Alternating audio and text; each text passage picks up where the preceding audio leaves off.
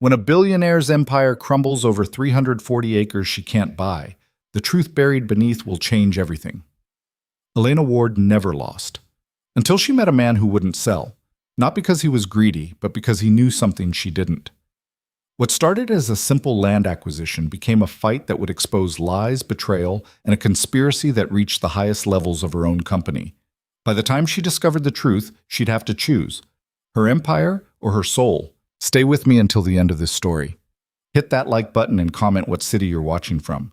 I want to see how far this reaches. The helicopter's shadow cut across the valley like a blade. Elena Ward watched through the tinted window as Blaine County spread out below. Rolling hills, patches of farmland, a town small enough to miss if you blinked. From up here, it all looked insignificant, disposable. She'd seen 100 places like this, places that existed in the margins of progress, waiting to be bought, developed, transformed into something profitable. Her assistant Marcus sat across from her, tablet glowing in his lap. "Landing in 2 minutes," he said without looking up. The owner's name is Lucas Hale. 32, widower, 1 kid. Inherited the property 4 years ago. No mortgage, no liens, clean title. "And he still hasn't signed?" Marcus hesitated. "No." Elena's jaw tightened. She'd spent 3 months on this acquisition. 3 months of back and forth with lawyers, surveyors, environmental consultants. The land was perfect. 340 acres of undeveloped property with water access, positioned exactly where Vanguard Industries needed it for their new logistics hub. The numbers worked. The projections were solid. Every variable had been accounted for, except one stubborn farmer who wouldn't take the deal. "What's his problem?" she asked. "He won't say, just keeps declining the offers." "How much did we go up to?" $4.2 million last week. Elena almost laughed. $4 million for land that probably wasn't worth half that. Most people would have signed after the first offer. But Lucas Hale wasn't most people, apparently. He was either an idiot or playing a game she didn't understand yet. She'd find out which. The helicopter descended toward a clearing near the farmhouse. A 2-story structure that had seen better decades, white paint peeling, porch sagging slightly on one side.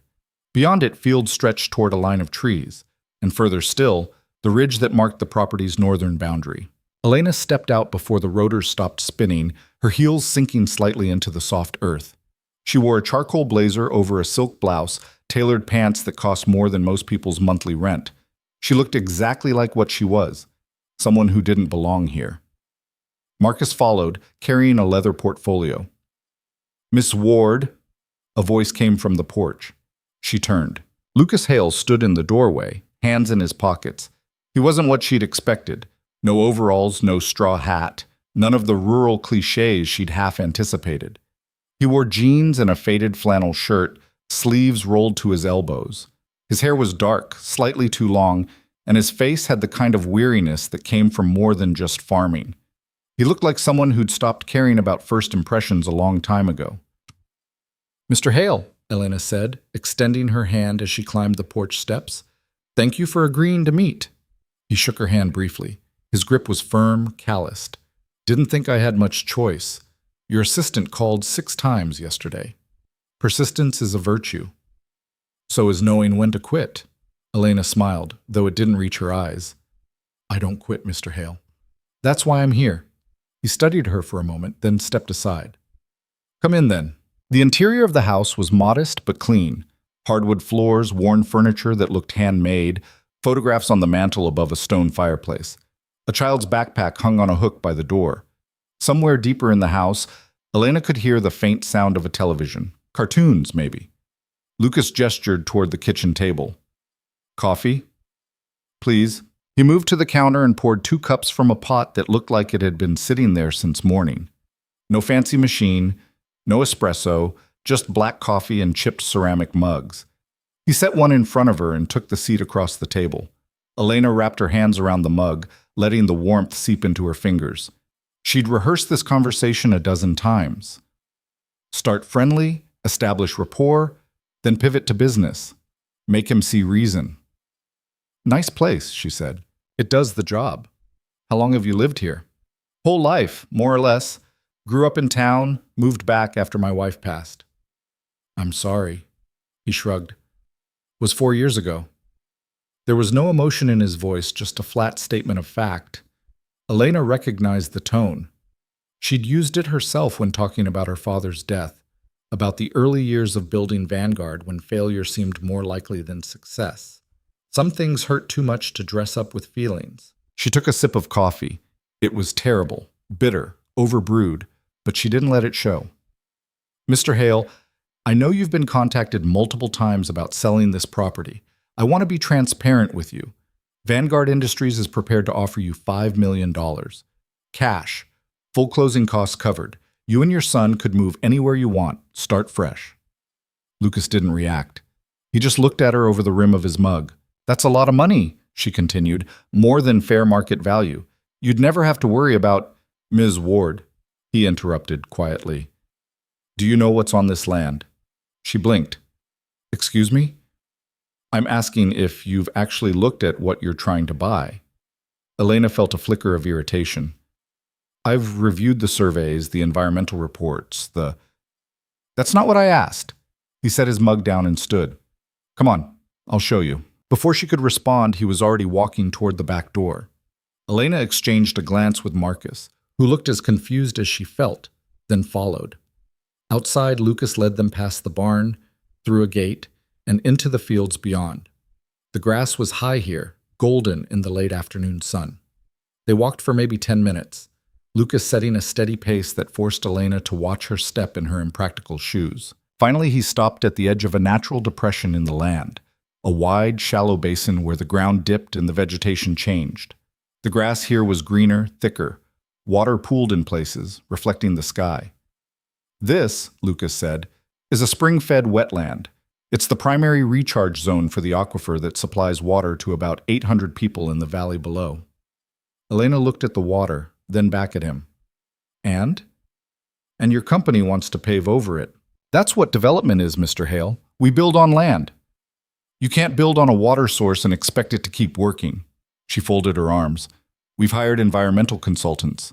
They've cleared the project. Yeah, I read their report. Something in his tone made her pause. You read it? Marcus was kind enough to email it to me last month. Thought I should see what I was turning down. Lucas crouched beside the water, dipping his fingers in. According to your consultants, this wetland is non-critical habitat with minimal hydrological significance. That's a direct quote. If that's what the data shows, the data's wrong. Elena's patience was wearing thin. Mr. Hale, with all due respect, you're a farmer. These are trained professionals who've spent... I'm not a farmer. She stopped. Lucas stood, wiping his hand on his jeans. I was an environmental lawyer for 6 years. Worked in water rights litigation, mostly.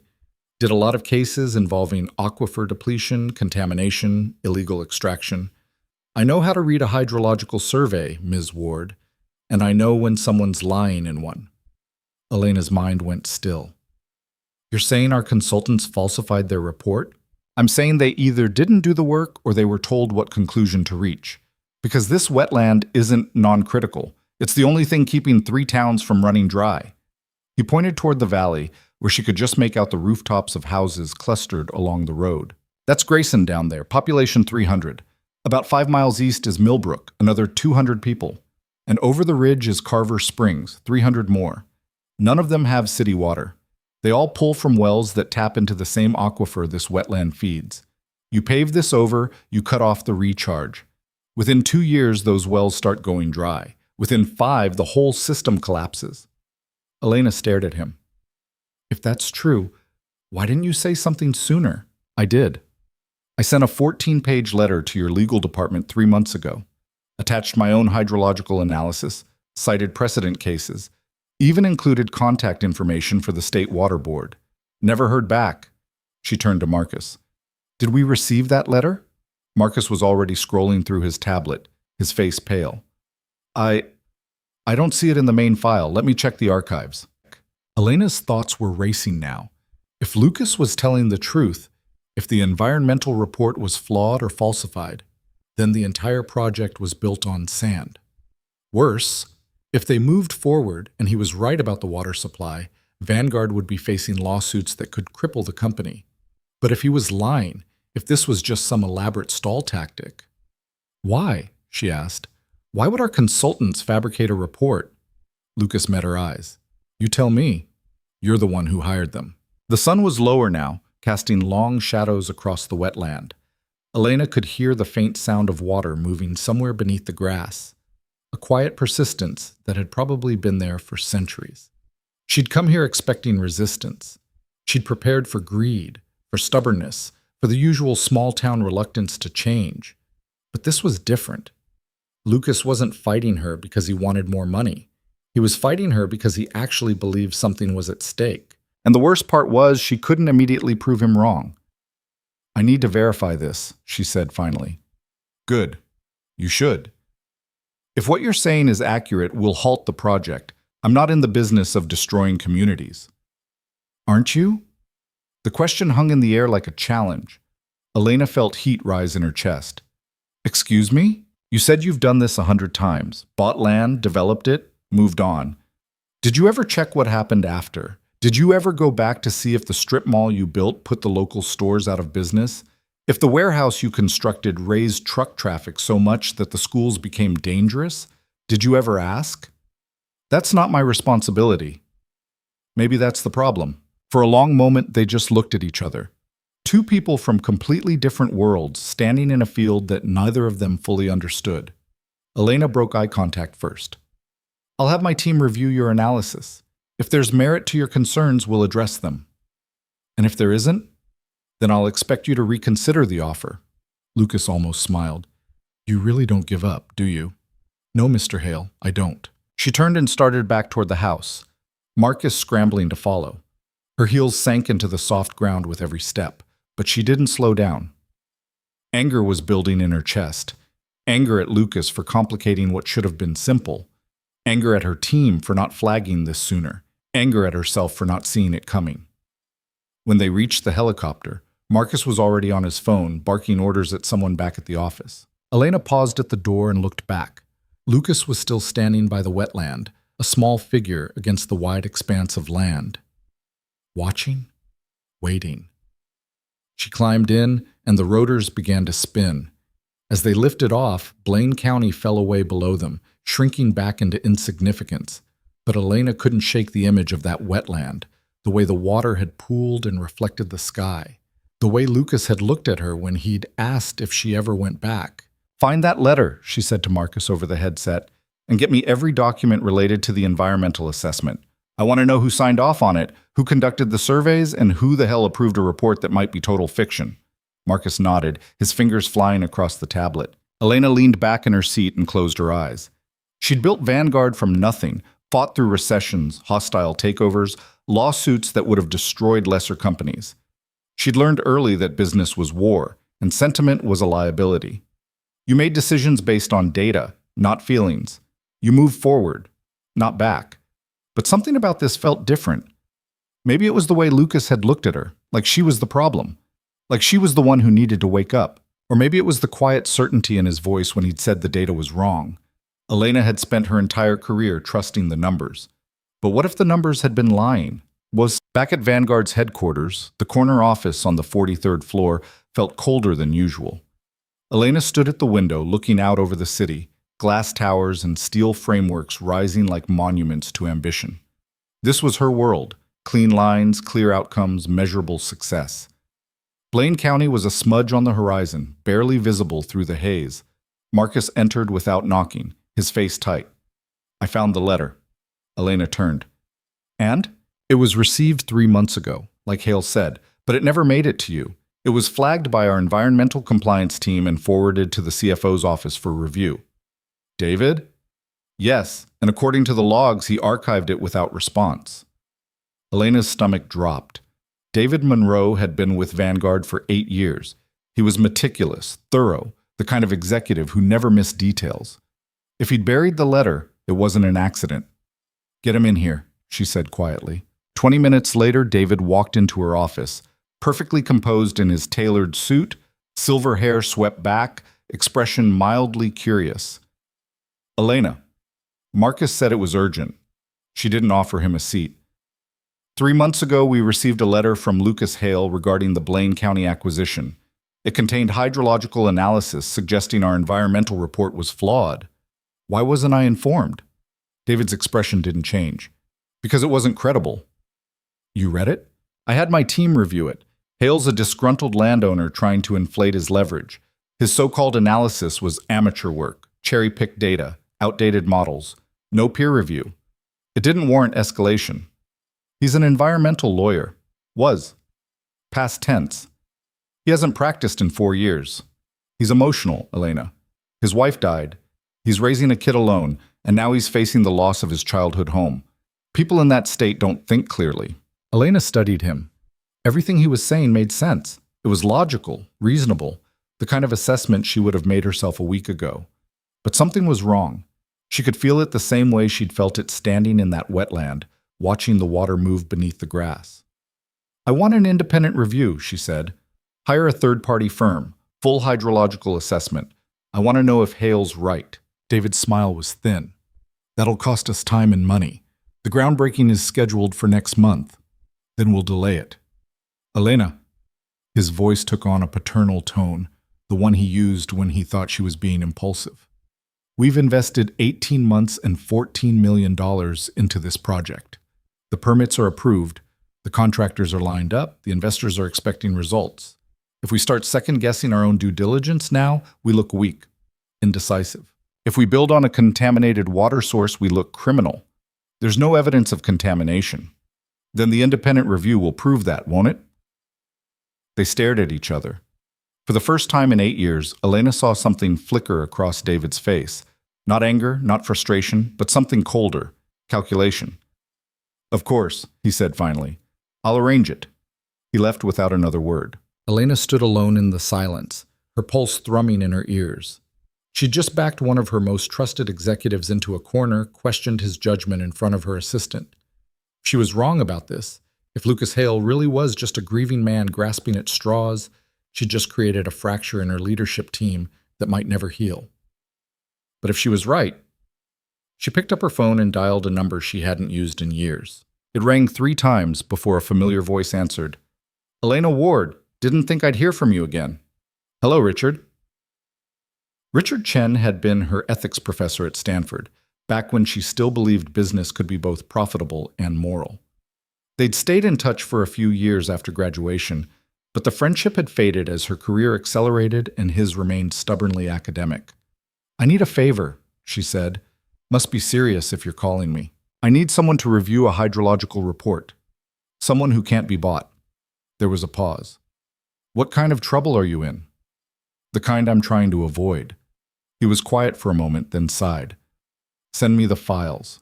I know a guy at the USGS who owes me. But Elena, if you're asking me this, it means you already suspect something's wrong. I know. Then why are you still moving forward? It was the same question Lucas had asked in a different form. Why do you keep going if you know it's wrong? Because I need proof, she said. Not suspicion. Proof. She hung up and returned to the window. Below, the city pulsed with light and motion. Somewhere out there, people were making deals, closing contracts, building empires on foundations they never questioned. And somewhere in Blaine County, a man was standing guard over a wetland that might be the only thing keeping a valley alive. Elena pressed her forehead against the cold glass and wondered, not for the first time, when certainty had become her only compass, and what it would cost when that compass finally broke. The review took 6 days. Richard called on a Thursday evening, his voice tight. You need to see this in person. Elena met him at a coffee shop near campus, the kind of place she used to frequent as a student. Exposed brick, mismatched furniture, the smell of burnt espresso and old books. It felt like stepping into someone else's life. Richard was already there, gray at the temples now, but otherwise unchanged. He had a folder open on the table, pages covered in charts and annotations. Your company's report is garbage, he said without preamble. Elena sat down slowly. Explain. The consultant you hired, Silverton Environmental, they did the bare minimum. Took a few soil samples, checked surface water flow, called it a day. They completely ignored subsurface hydrology. Hale's analysis, on the other hand, is meticulous. He mapped the entire aquifer, documented recharge rates, correlated well depths with seasonal variations. This isn't amateur work, Elena. This is expert testimony. He slid a chart across the table. According to my contact at USGS, if you develop that site as planned, the aquifer recharge will drop by 60% within 18 months. The wells in the valley will start failing within 3 years. By year 5, the entire system collapses. Elena stared at the numbers. They were damning, absolute. How did Silverton miss this? She asked quietly. They didn't miss it. They ignored it. Why would they? Because someone paid them to. The words hung in the air like an accusation. Richard leaned forward. Environmental consulting is a business like any other. You want a report that says what you need it to say, you can find someone to write it. Silverton's been flagged before for questionable methodology. Nothing provable, but enough smoke to make people nervous. Elena's hands were shaking. She pressed them flat against the table. Who hired them? Richard asked. I don't know. The procurement would have gone through your CFO? She looked up sharply. How did you know? Because that's how these things work. Someone high enough to control the process, low enough to avoid scrutiny. If you're looking for who buried this, Elena, start at the top of your own company. She left the coffee shop in a daze. The drive back to her apartment was a blur, city lights streaking past, the sound of traffic muted behind bulletproof glass. Her driver asked if she was all right. She didn't answer. In her penthouse, she stood in the dark and looked out over the skyline. Vanguard's building was visible from here, a monolith of glass and ambition. She'd built that, clawed her way from nothing to create something that mattered, and now it was rotting from the inside. Her phone buzzed. A message from Marcus. David just canceled the independent review. Said you approved it. Elena's vision tunneled. She called David. He answered on the first ring, smooth as ever. Elena, working late? You canceled the review. We don't need it. I spoke with Silverton myself. They stand by their findings. Silverton's report is fraudulent. Silence. That's a serious accusation, David said finally. I had it reviewed by USGS. The aquifer will collapse if we build there. You know this. You've known it from the beginning. What I know, David said slowly, is that you're letting one man's emotional appeal cloud your judgment. Hale is manipulating you, Elena. He's making you doubt yourself, doubt the company. That's what people like him do. People like him? Idealists. They think the world owes them something. They think their feelings matter more than progress. Elena's hand tightened on the phone. This isn't about feelings. It's about 800 people who'll lose their water supply. Those people aren't our responsibility. Then whose responsibility are they? David exhaled, and for the first time his mask slipped. You're too close to this. Take a step back. Let me handle Blaine County. You focus on the bigger picture. No. Elena, I'm killing the project. Tomorrow morning, I'm pulling the permits and halting all construction. The silence that followed was absolute. When David spoke again, his voice was different, colder. If you do that, I'll have no choice but to go to the board. You'll be removed. Elena's breath caught. You're threatening me. I'm protecting this company, from you, if necessary. The line went dead. She stood there, phone in hand, the city glittering below like a field of broken glass. For 30 years, she'd believed in one thing, control. Control the variables, control the outcome, control the narrative. She'd built an empire on that principle. But standing here now, she realized she'd never actually been in control at all. She'd just been following a script someone else had written. And the only person who'd tried to warn her was a man in a field, standing guard over water. Elena set the phone down and walked to her desk. She opened her laptop and began to type, her fingers moving faster than her thoughts. Subject: Emergency board meeting. Priority: urgent. She was done playing defense. It was time to burn it all down. The board meeting was scheduled for 9 a.m. Elena didn't sleep. She spent the night in her office, door locked, pulling every document related to Blaine County. Contracts, emails, expense reports, meeting notes.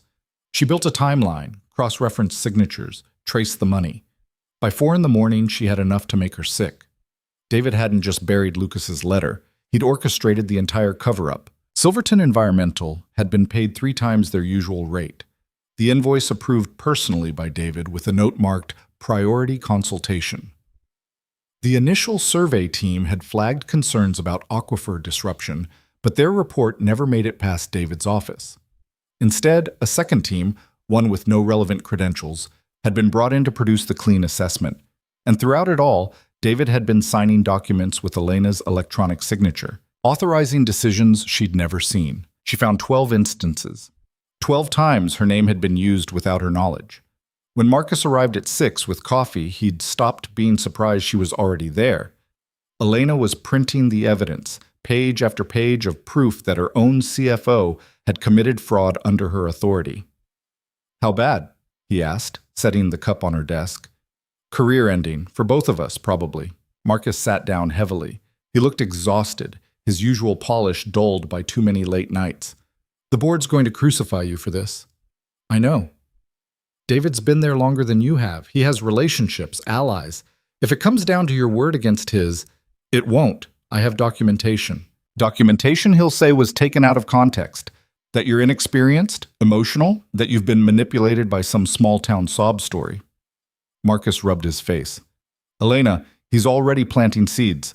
I heard him on the phone last night with board members. He's building a narrative where you're the problem." Elena looked at the stack of papers, evidence of betrayal printed in black and white. "Then I guess we'll see whose story they believe." At 8:30, she walked into the boardroom. The space was designed to intimidate. Floor-to-ceiling windows overlooking the city, a table of polished black walnut that could seat 20, leather chairs that cost more than most cars. The board members were already there, 12 faces she knew by name and reputation. They'd backed her through expansion, through the merger with Cordell Industries, through lawsuits that could have ended everything. But loyalty in business was conditional, and Elena could feel the shift in temperature as she entered. David was at the far end, perfectly composed. He nodded to her like this was routine. "Thank you all for coming on short notice," Elena began, taking her seat at the head of the table. "I've called this meeting to address serious irregularities in the Blaine County acquisition." Margaret Sinclair, 70 and sharp as broken glass, folded her hands. "What kind of irregularities?" Elena distributed the folders she'd prepared. "Environmental fraud, falsified reports, and unauthorized use of my executive signature, all orchestrated by our CFO." The room went still. David didn't move, didn't even blink. "That's quite an accusation, Elena." "It's not an accusation, it's fact." She turned to the board. 3 months ago, we received expert analysis from the property owner indicating our environmental assessment was flawed. That analysis was buried. When I requested an independent review, it was canceled without my knowledge. I've since had the data verified by USGS. Our project will destroy the water supply for 3 communities. James Rothman, investment banker and the board's numbers guy, was already flipping through the folder. "These signatures. You're saying you didn't authorize these payments? I've never seen those documents before yesterday." "Your electronic signature is on file," David said calmly. "It's used for routine approvals. This is standard operating procedure." "Not for environmental assessments, it isn't. Not for consultant contracts worth 6 figures. David leaned back in his chair, the picture of reason. "Elena, I think you're misunderstanding the scope of your own delegation protocols. You authorized me to handle procurement for the Blaine County project. I did exactly that. You hired a fraudulent consulting firm. I hired the firm our procurement team recommended. If their work was substandard, that's a vendor issue, not a conspiracy." Margaret's eyes moved between them. "Do we have documentation of this delegation?" David slid a paper across the table. Elena's stomach dropped before she even read it. The memo was dated 18 months ago, authorizing David to manage all aspects of land acquisition, including vendor selection and environmental compliance. She'd signed it. She remembered signing it back when Blaine County was just one of 15 potential sites they were evaluating. "I delegated procurement," Elena said carefully, "not fraud. And I executed procurement," David replied. "You're upset because one landowner has gotten in your head. Lucas Hale is a widower with emotional attachment to property he can't afford to maintain.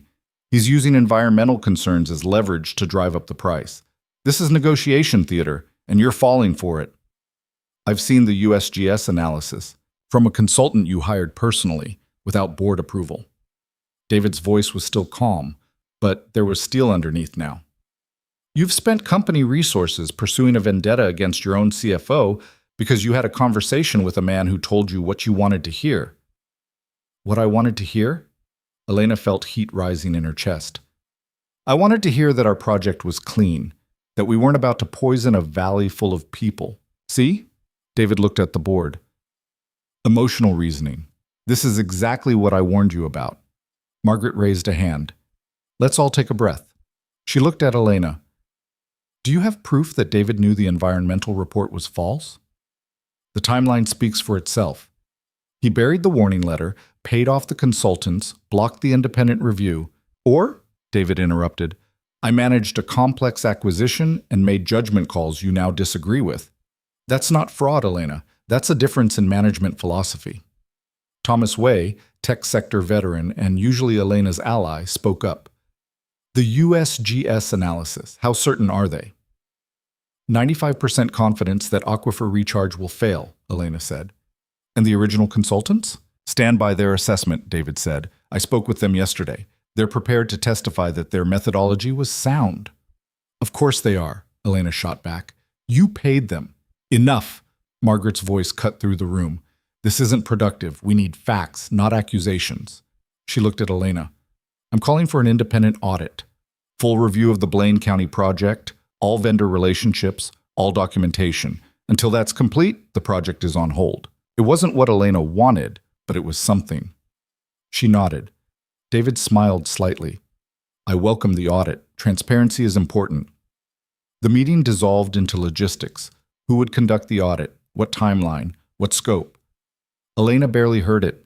She was watching David, the way he commanded the room without raising his voice, the way he'd turned her evidence into reasonable doubt. As the board members filed out, Margaret pulled Elena aside. Walk with me. They went to Margaret's office, smaller than Elena's but with better art.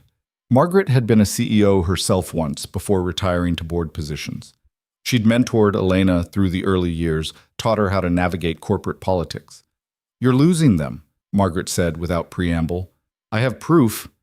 You have documents that can be interpreted multiple ways.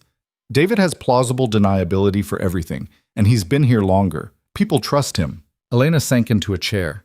So what do I do? You find something undeniable, something he can't explain away. Margaret poured 2 glasses of whiskey from a crystal decanter, even though it was barely past noon. But Elena, you need to ask yourself, is this really about the water? Or is this about you realizing you've been asleep at the wheel? The question hit like a slap. You built this company from nothing. I watched you do it. You outworked everyone, outthought everyone, outlasted everyone. But somewhere along the way, you started delegating the hard questions. You let David handle the messy details because you trusted him. And now you're shocked that he made decisions you wouldn't have made. Margaret took a sip. That's not fraud, honey. That's abdication. Elena stared at her glass. I never authorized environmental fraud. Maybe not explicitly, but you created a culture where growth mattered more than caution, where closing deals was rewarded and asking questions was seen as weakness. David didn't invent that culture, Elena. You did. The words burned more than the whiskey. Elena left Margaret's office feeling hollowed out. The audit would take weeks, maybe months, and in the meantime, David was free to continue building his defense, to poison the well against her, to make sure that when the truth finally came out, it would be too late to matter. She needed leverage, something David couldn't spin. She needed Lucas. The drive to Blaine County took 3 hours. Elena went alone this time, in her own car, instead of the helicopter. She needed time to think, to figure out what she was going to say. The farmhouse looked the same as before, maybe a little more worn in the afternoon light. Lucas's truck was parked out front, covered in a fine layer of dust. Elena knocked. No answer. She walked around back and found him in the orchard, pruning apple trees with his son. The boy was maybe 7, dark-haired like his father, focused intently on holding a basket for the cut branches. Lucas saw her coming and said something to his son. The boy looked at Elena with open curiosity, then ran toward the house. Miss Ward, Lucas said, not quite friendly. Didn't expect to see you again. I need your help. He set down the pruning shears. With what? Proving that my CFO is a liar. Lucas studied her for a moment. Why would I help you? Because if I can't stop this project, your land gets seized through eminent domain. David's already started the paperwork. He's going to argue that the logistics hub serves the public interest and that your refusal to sell is obstructionist. She saw something flicker across Lucas's face. Not quite fear, but close. Can he do that? Lucas asked quietly. If he has board support, yes, and right now he does. Lucas picked up the shears again, turned them over in his hands. So you're here because you need me to save your reputation. I'm here because I was wrong. The admission came out harder than she'd expected. I should have listened to you from the beginning. I should have done my own due diligence instead of trusting people who had every incentive to lie. But I didn't, and now we're both screwed unless we work together. What do you want from me? Everything you have. All your research, your hydrological data, your documentation. I need to prove to the board that David knew the environmental report was false, that he deliberately covered it up. Lucas shook his head. I already sent you everything. You ignored it. I never saw it. David buried it. Yeah, well, that's your problem, not mine. Elena felt frustration spike. You think this doesn't affect you? You think you can just stay out here and wait for this to blow over? David will bury you in legal fees, drag you through court for years, take your land piece by piece until there's nothing left. Is that what you want for your son? Lucas's jaw tightened. Don't talk about my son. Then help me stop this. They stared at each other across the orchard, two people who'd started as enemies and somehow ended up on the same side of a fight neither of them had asked for. Why should I trust you? Lucas asked finally. Because I'm the only chance you've got. It wasn't a good answer. It wasn't even a particularly honest answer, but it was true. Lucas was quiet for a long time. Then he nodded toward the house. Come on. Inside, he led her to what must have been a study at some point, now converted into something between an office and a research library. Maps covered the walls, geological surveys, watershed diagrams, tables of data tracking well depths and precipitation patterns over decades. It looked like the work of someone obsessed. After my wife died, Lucas said, pulling folders from a filing cabinet, I couldn't sleep. I'd be up at 3 a.m, just staring at the ceiling, thinking about all the things I should have said to her, should have done different. He handed Elena a folder. So I started walking the property, mapping it. At first it was just something to do with my hands, but the more I looked, the more I understood how the whole system worked. This land isn't just mine. It's connected to everything around it. The water that comes through here, it doesn't stop at the property line. It keeps going, keeps feeding wells and streams and crops for miles. Bases. Elena opened the folder. Inside were hand-drawn diagrams, measurements, calculations that would have taken months to compile. You did all this yourself? She asked. Most of it. Called in some favors from old colleagues for the technical verification. Lucas pulled out another folder, this one thicker. This is what your consultants should have found. Complete aquifer mapping, seasonal variance analysis, contamination risk assessment. If you build on that wetland, you're not just cutting off recharge. You're also creating runoff that'll leach into the water table. Diesel from trucks, chemicals from pavement sealant, fertilizer from the landscaping you'll inevitably put in. Within 5 years, even if the wells don't run dry, the water won't be safe to drink. Elena felt something cold settle in her stomach. Have you told anyone else about this? Like who? The local government? They're broke. They can't afford to fight Vanguard. The State Environmental Board? I filed a complaint 6 months ago, still waiting for them to assign an investigator. He laughed bitterly. The system's designed to favor people like you, people with money and lawyers and time. Guys like me, we're just speed bumps. I'm not the enemy here, aren't you? Lucas leaned against the desk. You might not have known what David was doing, but you created the machine that let him do it. You built a company that moves so fast, nobody has time to ask if they should. That's on you, Ms. Ward. It was the second time that day someone had told her this was her fault. Elena was starting to believe it. So help me fix it, she said. Lucas was quiet for a moment. Then he pulled out one more folder, this one marked with red tape. This is what I haven't shown anyone. The smoking gun, if you want to call it that. He opened it. Inside were emails, printed copies, dated and time-stamped. Elena started reading. Her vision narrowed. The emails were between David and the lead consultant at Silverton Environmental. They went back 14 months, long before Elena had even approved the Blaine County site. In them, David explicitly instructed the consultant to minimize aquifer concerns, to avoid deep well testing, to structure the report in a way that would pass regulatory review without triggering further investigation. One email, dated 3 months before Lucas's letter arrived, was particularly damning. "We need this project clean. I don't care what corners you have to cut. Just make sure the assessment passes EPA standards on paper. We'll handle any issues that come up post-construction." Elena's hands were shaking. "Where did you get these?" "A friend of mine works in IT security, does contract work for environmental firms. When I told him what was happening, he did some digging, found these in Silverton's archives. They're supposed to keep all client communications for legal purposes, but they don't always scrub the servers properly." "This is illegal evidence." "Yeah, probably." Elena looked at him. "You know I can't use this in court." "I know. But you can use it to scare David. Show him you know what he did. Make him think you have more than you actually do." Lucas crossed his arms. People like him, they're used to controlling the narrative. But if you come at him with something he doesn't expect, something that proves you're not bluffing, he'll panic.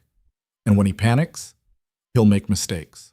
It was a gamble, a big one. If Elena confronted David with illegally obtained evidence, he could have her disbarred, ruin her professionally, maybe even press criminal charges.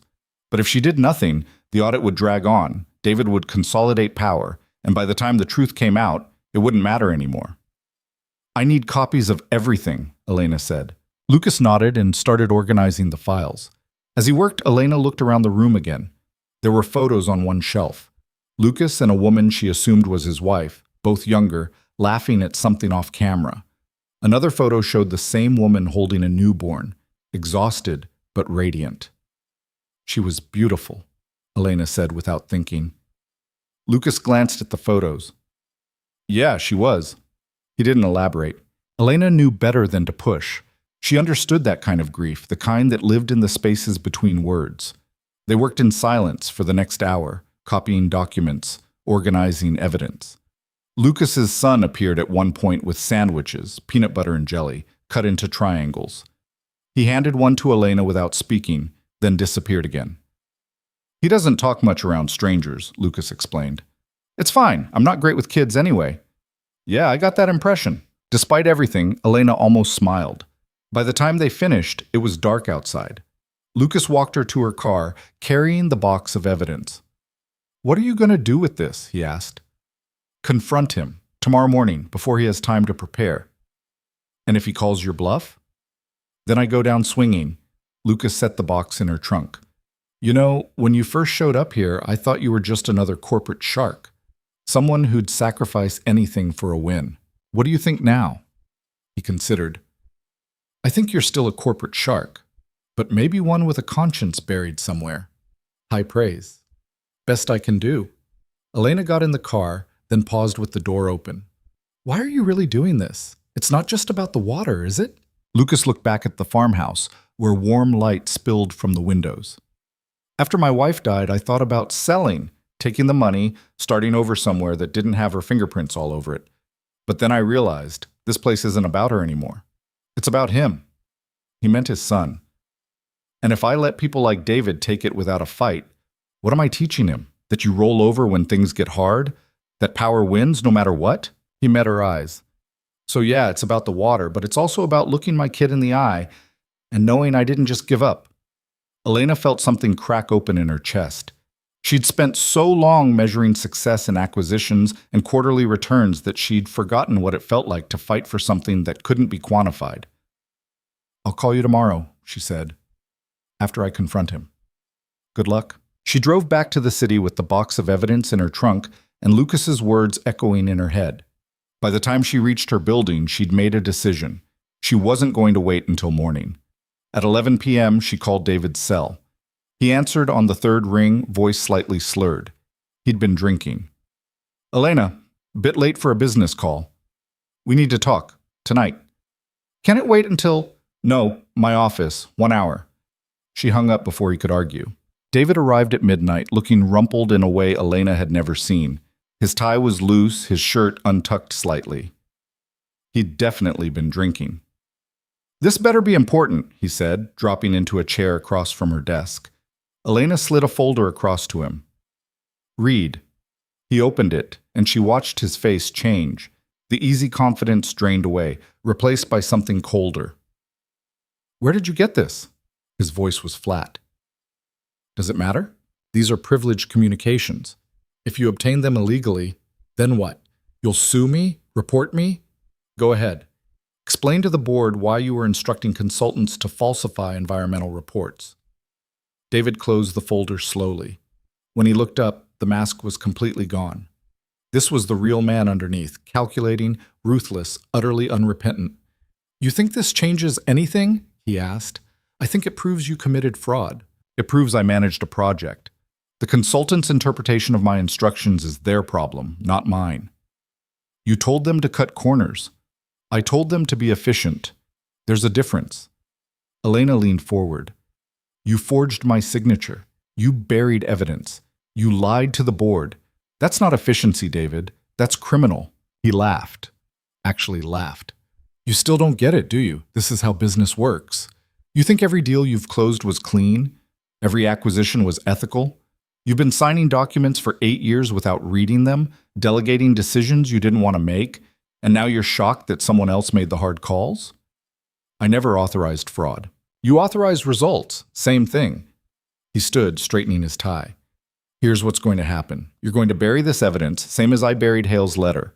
We're going to move forward with Blaine County, close the deal, and in 5 years, when the water issues start, we'll settle the lawsuits quietly. Cost of doing business. No. No? David's smile was thin. Elena, if you fight me on this, I will destroy you. I have emails, recordings, documentation of every questionable decision you've ever made. I'll paint you as incompetent, unstable, manipulated by a small-town farmer with a sad story. The board will remove you, the investors will bail, and Vanguard will collapse. Is that what you want? Better than being a criminal. We're all criminals. Some of us are just smarter about it. He walked to the door, then paused. You have until the audit's done to decide whose side you're on. Choose wisely. After he left, Elena sat in the silence of her office, hands shaking. She'd expected David to defend himself, maybe even to threaten her, but she hadn't expected the complete absence of shame, the utter certainty that he was right. And the worst part was, she couldn't entirely disagree with him. How many deals had she closed without asking the hard questions? How many times had she delegated the ethics to someone else because it was easier than confronting the truth? Margaret was right. She'd built this machine. David was just the one willing to operate it the way it was designed. Her phone buzzed. A text from Marcus. Board meeting moved up. Tomorrow at 8 a.m. David's calling for your removal. Elena stared at the message. 24 hours. That's all she had left. She opened her laptop and began to write. If she was going down, she was taking David with her. But more than that, she was going to make sure the truth came out. Not the sanitized version, not the business-friendly spin, but the actual truth about what Vanguard had become. And if that meant destroying the company she'd built, so be it. Some things mattered more than success. It had taken her 30 years to figure that out. Better late than never. At 6 in the morning, Elena stood in her bathroom and stared at her reflection. She looked like she'd aged a decade overnight. Dark circles under her eyes, hair pulled back in a severe knot, a face that had forgotten how to pretend everything was fine. She'd showered and dressed in her sharpest suit, the armor she wore when she needed people to take her seriously. But underneath the expensive fabric, she felt like she was coming apart. Her phone kept buzzing. Messages from board members, from David's allies, from investors who'd somehow already heard that the meeting was happening. The machine was turning against her, grinding away at her credibility before she'd even had a chance to speak. Marcus met her in the lobby at 7:30. He looked worse than she did, if that was possible. I've been getting calls all night, he said as they rode the elevator up. David's been working the phones. He's telling people you've had a breakdown, that you're making wild accusations because you can't handle the pressure. Let him talk. Elena, he has votes. I counted. If this goes to a removal motion, you lose. She knew. She'd done the same math at 4 in the morning, sitting in her office with the city lights blurring through tired eyes. David had cultivated relationships with board members for years, had made himself indispensable. She was the visionary, but he was the one who made the trains run on time. And when it came down to it, most boards would choose operational stability over moral clarity. Then I lose, she said quietly, but at least I'll lose telling the truth. The boardroom was already full when they arrived. All 12 members present, plus David sitting at his usual spot like this, was just another meeting. He didn't even look at her when she walked in. Margaret called the meeting to order. We're here because David has raised serious concerns about Elena's fitness to lead. David, you have the floor. He stood, smooth and controlled despite last night's drinking. Thank you, Margaret. This isn't easy for me.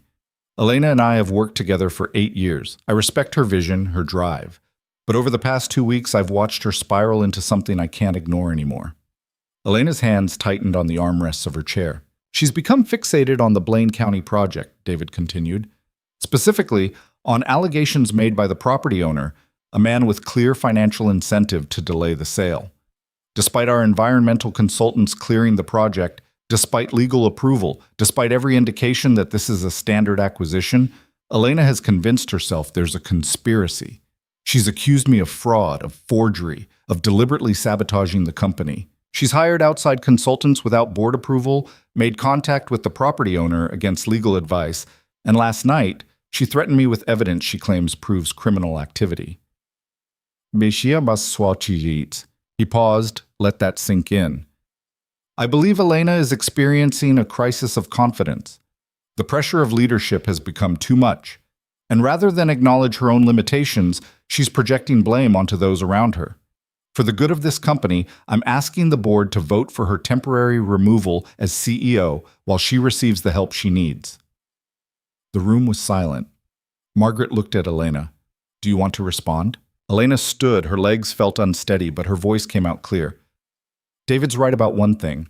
I am experiencing a crisis, but it's not a crisis of confidence. It's a crisis of conscience.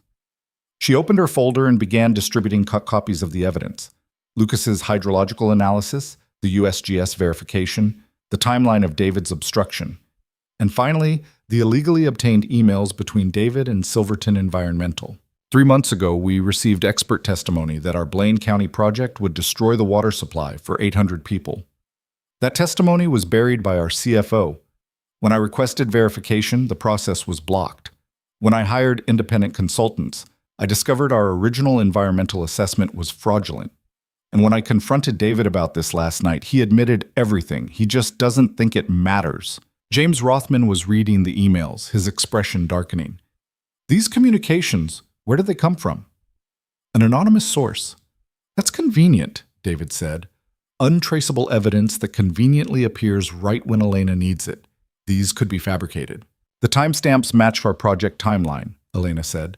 The email addresses are verifiable, and the content is specific enough that Silverton would have to confirm or deny their authenticity. Are you willing to let them testify under oath, David? Something flickered across his face. Just for a second. Margaret held up a hand. Before this goes any further, I need to understand something. Elena, are you alleging that David deliberately commissioned a false environmental report? Yes. And you have proof of this beyond these emails? I have a pattern of behavior. I have documentation of him using my signature without authorization. I have evidence he buried contrary analysis. And I have his own admission from last night that he instructed consultants to be efficient with their assessment. Efficiency isn't fraud, David said. It is when people's lives are at stake. Thomas Way spoke up. Even if we accept that the environmental report was flawed, that doesn't necessarily mean David acted with criminal intent. Consultants make mistakes. Assessments get challenged. This could be, it's not a mistake, Elena interrupted. It's a pattern. David has been making decisions in my name for months, maybe years. How many other projects have we approved based on his oversight? How many other corners has he cut? She turned to face the full board. I know I'm not blameless here. I delegated too much. I trusted too easily. I built a company culture that rewarded growth over caution, and David flourished in that environment. But that doesn't excuse what he's done. And if we don't stop it now, if we let this project move forward knowing what we know, then we're all complicit.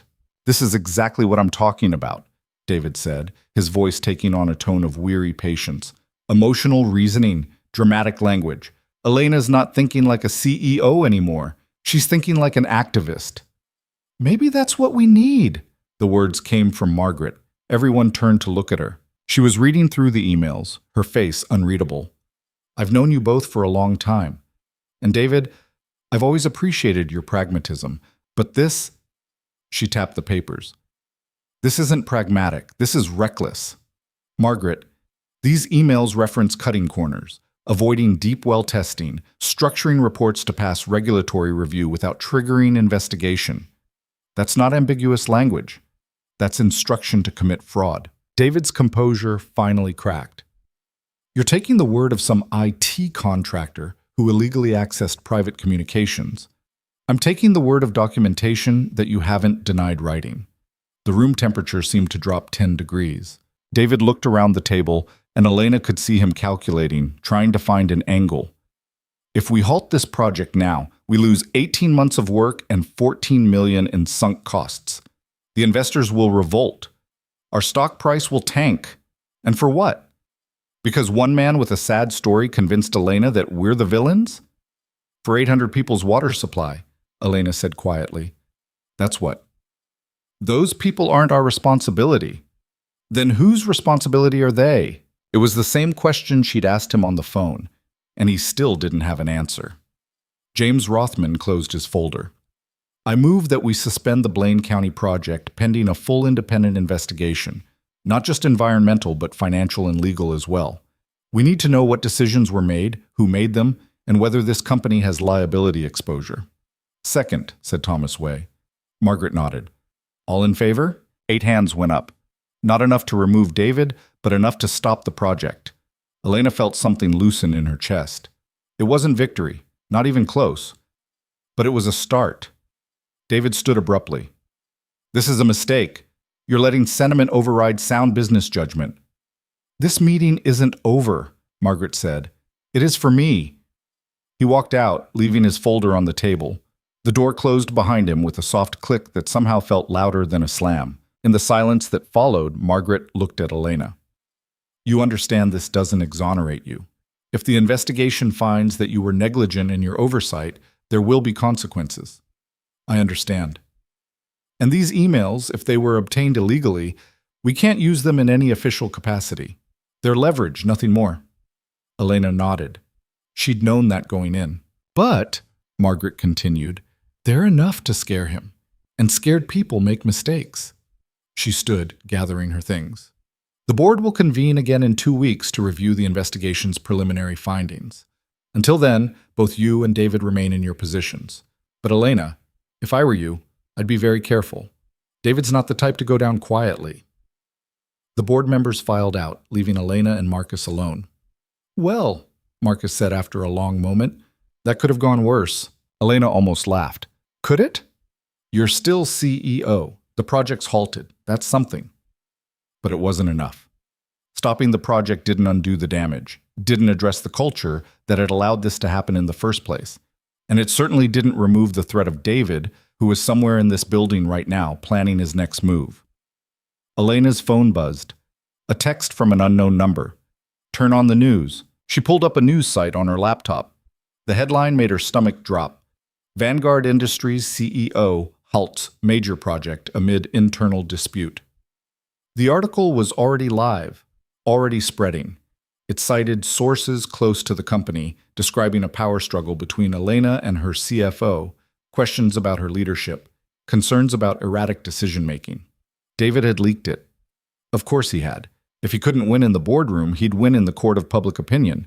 Her phone started ringing. Investors, journalists, business partners, all wanting to know what was happening.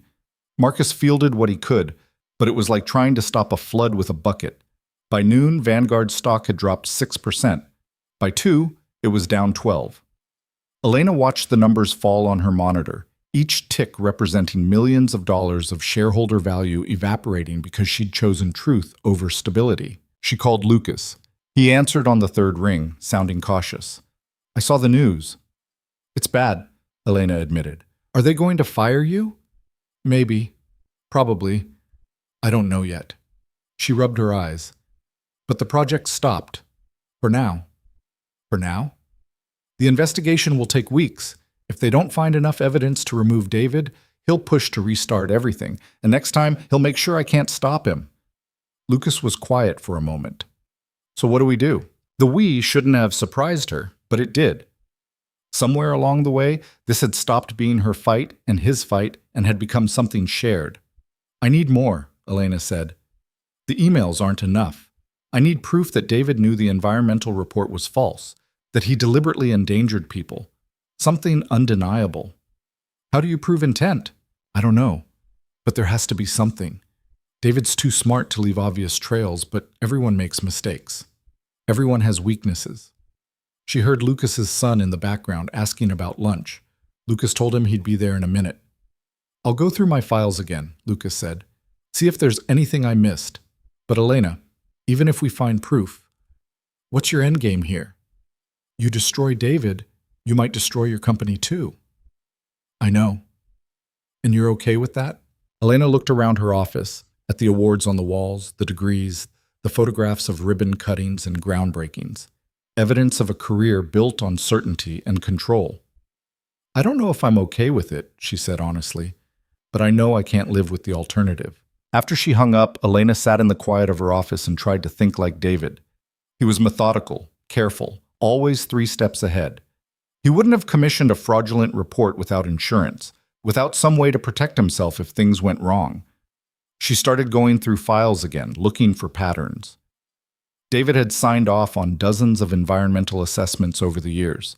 Most were probably legitimate, but if he'd done this once, he'd likely done it before. She found the first irregularity in a project from 2 years ago, a warehouse development in Nevada, where the initial environmental review had flagged concerns about desert tortoise habitat. The final report had cleared it, but the methodology had changed between drafts. Different consultant, different conclusions. The second was a strip mall in Oregon, where wetlands had been reclassified at the last minute. The third was a logistics hub in Arizona, where water usage projections had been revised downward by 40% between preliminary and final assessments. By the time Marcus brought her dinner at 8, Chinese takeout she didn't remember ordering, Elena had found 7 projects with similar patterns. Different consultants, different locations, but always the same signature approving the final reports, David Monroe. He's been doing this for years, she said, showing Marcus the files. Marcus set down the food and leaned over her shoulder, scanning the documents. This is circumstantial. Unless you can prove he directed the consultants to falsify data, I can't. But I can prove a pattern of behavior. 7 projects, 7 questionable assessments, all approved by the same person. That's not coincidence. It's also not criminal. It's negligence at minimum, and it establishes intent.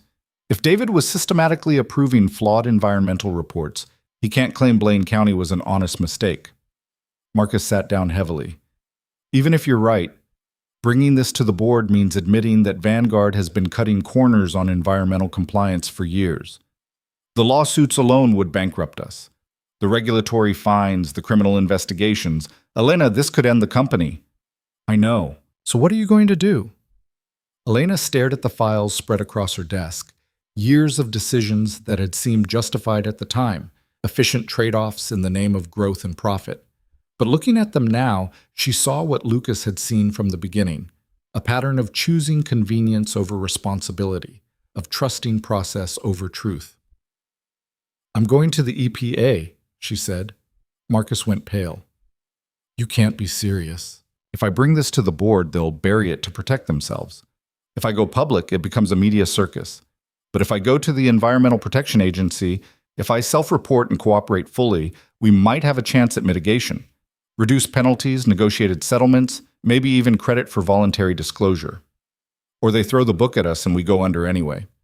Maybe, but at least we'd go under honestly. Marcus stood and walked to the window. Outside, the city glowed with a million lights, each one representing someone who'd built something, risked something, fought for something. Most of them would never face a choice like this. Most of them would never have to decide between survival and integrity. I'm with you, Marcus said quietly. Whatever you decide. But you need to be sure, Elena, because once you make this call, there's no taking it back. She thought about Lucas, standing in his orchard with pruning shears in his hands, teaching his son that some things were worth fighting for even when the odds were impossible. She thought about Margaret's question. Was this about the water, or was it about Elena realizing she'd been asleep? Both. It was both. I'm sure, she said. She drafted the email to the EPA that night, Marcus helping her refine the language, walking the careful line between cooperation and self-incrimination. They listed the 7 projects, attached the questionable assessments, explained the pattern they'd discovered. They requested a meeting to discuss voluntary disclosure and remediation. Elena's finger hovered over the send button for a long time. This was the point of no return. Once she sent this, the investigation would expand beyond Blaine County. Vanguard would be exposed, vulnerable. The board might remove her. The shareholders would revolt. Everything she'd built could collapse. But 800 people would have clean water. And maybe that was enough. She hit send. The response came faster than she'd expected. By 9 the next morning, she had a call scheduled with EPA enforcement for the following afternoon. They were very interested in reviewing Vanguard's environmental compliance history. The board emergency meeting was scheduled for 10. David was already there when Elena arrived, looking perfectly composed in a charcoal suit. He'd recovered from yesterday's crack in his armor. When she walked in, he smiled slightly, like they were sharing a private joke. Margaret opened the meeting. "We've been contacted by the Environmental Protection Agency. They're opening an investigation into multiple Vanguard projects. Does anyone want to explain why?" All eyes turned to Elena. "I contacted them," she said. "I discovered a pattern of environmental compliance issues across 7 projects, all approved by our CFO. I felt the board needed to know, and I felt we had a legal obligation to self-report." The silence was absolute. Thomas Way found his voice first. "You went to the EPA? Without board approval?" "I informed you yesterday that I suspected systemic fraud. This is the natural consequence of that suspicion." "The natural consequence," David said, his voice deadly calm, "is that you've exposed this company to criminal liability. We're talking about federal charges, Elena. Millions in fines. Possible jail time for executives. Only if we're guilty. We're all guilty of something if they look hard enough. You've just handed them the magnifying glass." James Rothman was reading through the materials Elena had distributed. "These projects, you're saying all of these have flawed environmental assessments?" "I'm saying all of them have assessments that were modified between preliminary and final versions, with changes that consistently minimized environmental impact. Changes approved by David." "Minimized or corrected?" David countered. "Preliminary assessments are exactly that, preliminary. It's standard practice to refine them as you gather more data. It's also standard practice to document why the changes were made. None of these files contain that documentation." Margaret held up a hand. "Regardless of whose version is accurate, the fact remains that Elena has invited federal investigation into this company. That's a decision that should have come to the board. With respect, Margaret, if I'd waited for board approval, David would have had time to cover his tracks. This needed to happen quickly. So you took it upon yourself to potentially destroy this company." Elena met her eyes. "I took it upon myself to prevent this company from destroying communities. If that means we face consequences for past decisions, then we deserve those consequences." David laughed, a sharp bark of sound. "Listen to yourself. You sound like a crusader, not a CEO. This isn't about justice, Elena. This is about you trying to absolve yourself of guilt for building a company that doesn't live up to your suddenly developed moral standards. Better to develop them late than never, is it? Because from where I'm sitting, your moral awakening is going to put 3,000 employees out of work. But I'm sure that'll comfort you when you're testifying before Congress about corporate malfeasance." The barb hit home. Elena hadn't thought about the employees, about the people who depended on Vanguard for their livelihoods. They hadn't done anything wrong. They just worked for a company that made compromises in the name of growth. But that didn't change what needed to happen. "I'll take responsibility for my decisions," Elena said, "but I won't be complicit in covering up fraud." "There's no fraud," David said, his voice rising for the first time. "There's aggressive business practice, there's regulatory gamesmanship, there's finding the line and walking up to it. But fraud requires intent, and you can't prove intent." "I can prove pattern." "Pattern isn't proof." Margaret stood. "Enough. The EPA investigation will proceed whether we like it or not. Our job now is to cooperate fully and minimize damage. I'm appointing outside counsel to handle the investigation. Both Elena and David will be required to give depositions, and until this is resolved, all major company decisions will require full board approval, no exceptions." It was a compromise, and compromises satisfied no one. But it was enough to keep the room from exploding. The meeting dissolved into logistics. Lawyers were called, crisis management firms were consulted. By the time Elena left the boardroom, it was early afternoon, and her phone was flooded with messages from journalists, investors, competitors smelling blood in the water. Vanguard's stock had dropped another 8%. She went back to her office and closed the door. Sat in the quiet and waited for the panic to set in. But instead of panic, she felt something unexpected. Relief. For the first time in months, maybe years, she'd done something that felt right instead of expedient. The consequences would be brutal, but at least they'd be honest. Her phone rang. Lucas. "I heard," he said without preamble. "EPA investigation. That was you?" "Yeah." "That took guts." "Or stupidity, still waiting to find out which." He was quiet for a moment. "You know you didn't have to do this. You could have just killed the Blaine County project and walked away clean." "No, I couldn't. Once I knew what was happening, I couldn't unknow it." "Welcome to the burden of consciousness."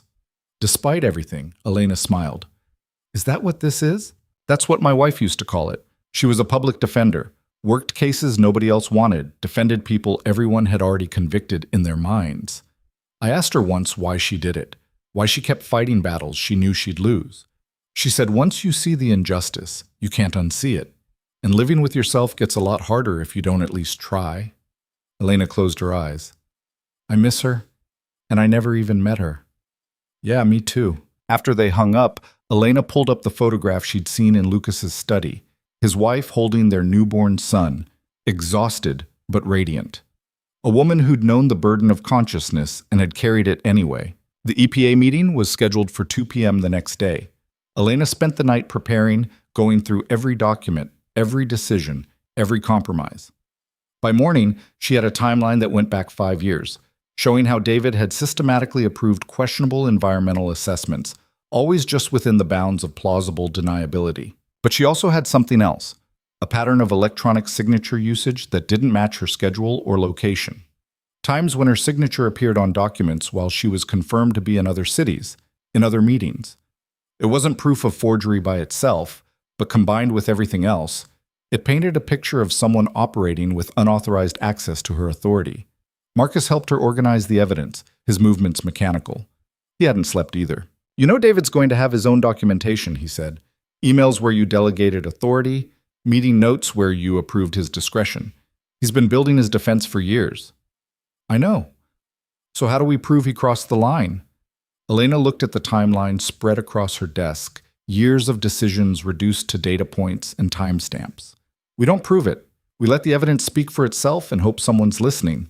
The EPA offices were sterile and bureaucratic, exactly what Elena had expected. She and Marcus sat across from 3 investigators, 2 men and a woman, all wearing the expression of people who'd seen every corporate excuse and believed none of them. The lead investigator, Agent Sarah Reeves, opened the meeting. "Thank you for coming in voluntarily. We've reviewed the materials you submitted. I have to say it's unusual for a CEO to self-report this kind of potential violation. I thought transparency was better than evasion. It's certainly more interesting." Reeves pulled out a folder. "Let's start with Blaine County. You're alleging that your CFO, David Monroe, commissioned a fraudulent environmental assessment. Walk me through how you discovered this." Elena spent the next 2 hours explaining everything. Lucas's letter, the buried analysis, David's obstruction, the USGS verification. She showed them the illegally obtained emails, acknowledging their questionable provenance but arguing they established intent. Reeves listened without interrupting, taking notes occasionally. When Elena finished, she said, "And the other projects? What made you look at those?" "Pattern recognition. If David was willing to manipulate one assessment, I wanted to know if it was isolated or systematic. And you found it was systematic. I found it was suspicious. I can't prove direct manipulation in the other cases, but I can show consistent deviation between preliminary and final assessments, all approved by the same executive." "And you believe this constitutes fraud?" Elena hesitated. This was the moment where she could still pull back, could frame it as negligence instead of malice, could protect David and the company and herself. But she thought about 800 people drinking poisoned water. about all the other communities that might have been affected by David's efficiency. Yes, she said, I believe it constitutes fraud. Reeves closed her folder. Ms. Ward, I'm going to be frank with you. What you've brought us is concerning, but it's also complicated. Environmental law has a lot of gray areas. What looks like fraud to you might look like aggressive compliance to a defense attorney. And the electronic signature issue, that's a corporate governance problem more than an environmental crime. Elena's heart sank. So you're not going to investigate? I didn't say that. I said it's complicated. Reeves leaned forward. But there is one thing that would make this a lot less complicated. If we could show that Monroe knew the assessments were false and proceeded anyway, that's clear-cut fraud. Do you have any evidence of that? The emails. But they were illegally obtained, inadmissible. Not directly, Elena admitted. Then we're going to need to build the case the hard way. Forensic analysis of the environmental data, interviews with the consultants, financial records showing payment patterns. It'll take months, maybe longer. And in the meantime, your company will be under scrutiny. Your stock will suffer. Your employees will be nervous. Are you prepared for that? Elena thought about Vanguard, about the empire she'd built from nothing, about the 3,000 people who worked there, who trusted her to keep the ship afloat. But she also thought about the woman in Lucas's photograph, holding her baby and fighting battles she knew she'd lose. Yes, Elena said, I'm prepared. Reeves nodded slowly. All right then. We'll open a formal investigation. I'll need full access to your files, your email servers, your consultant contracts. And I'll need both you and Monroe to make yourselves available for depositions. Whatever you need. After the meeting, Elena and Marcus walked out into the gray afternoon. The sky looked like rain, heavy clouds pressing down on the city. That went better than I expected, Marcus said. How do you figure? They're actually investigating. That's something. But Elena knew it wasn't enough. Months of investigation, mountains of documentation, and at the end of it all, maybe nothing. Maybe David would slip through the cracks the way people like him always did, protected by plausible deniability and expensive lawyers. Unless she could find the one piece of evidence that made everything undeniable. She called Lucas from the car. I need your help again. What kind of help? The kind that might be illegal. There was a pause.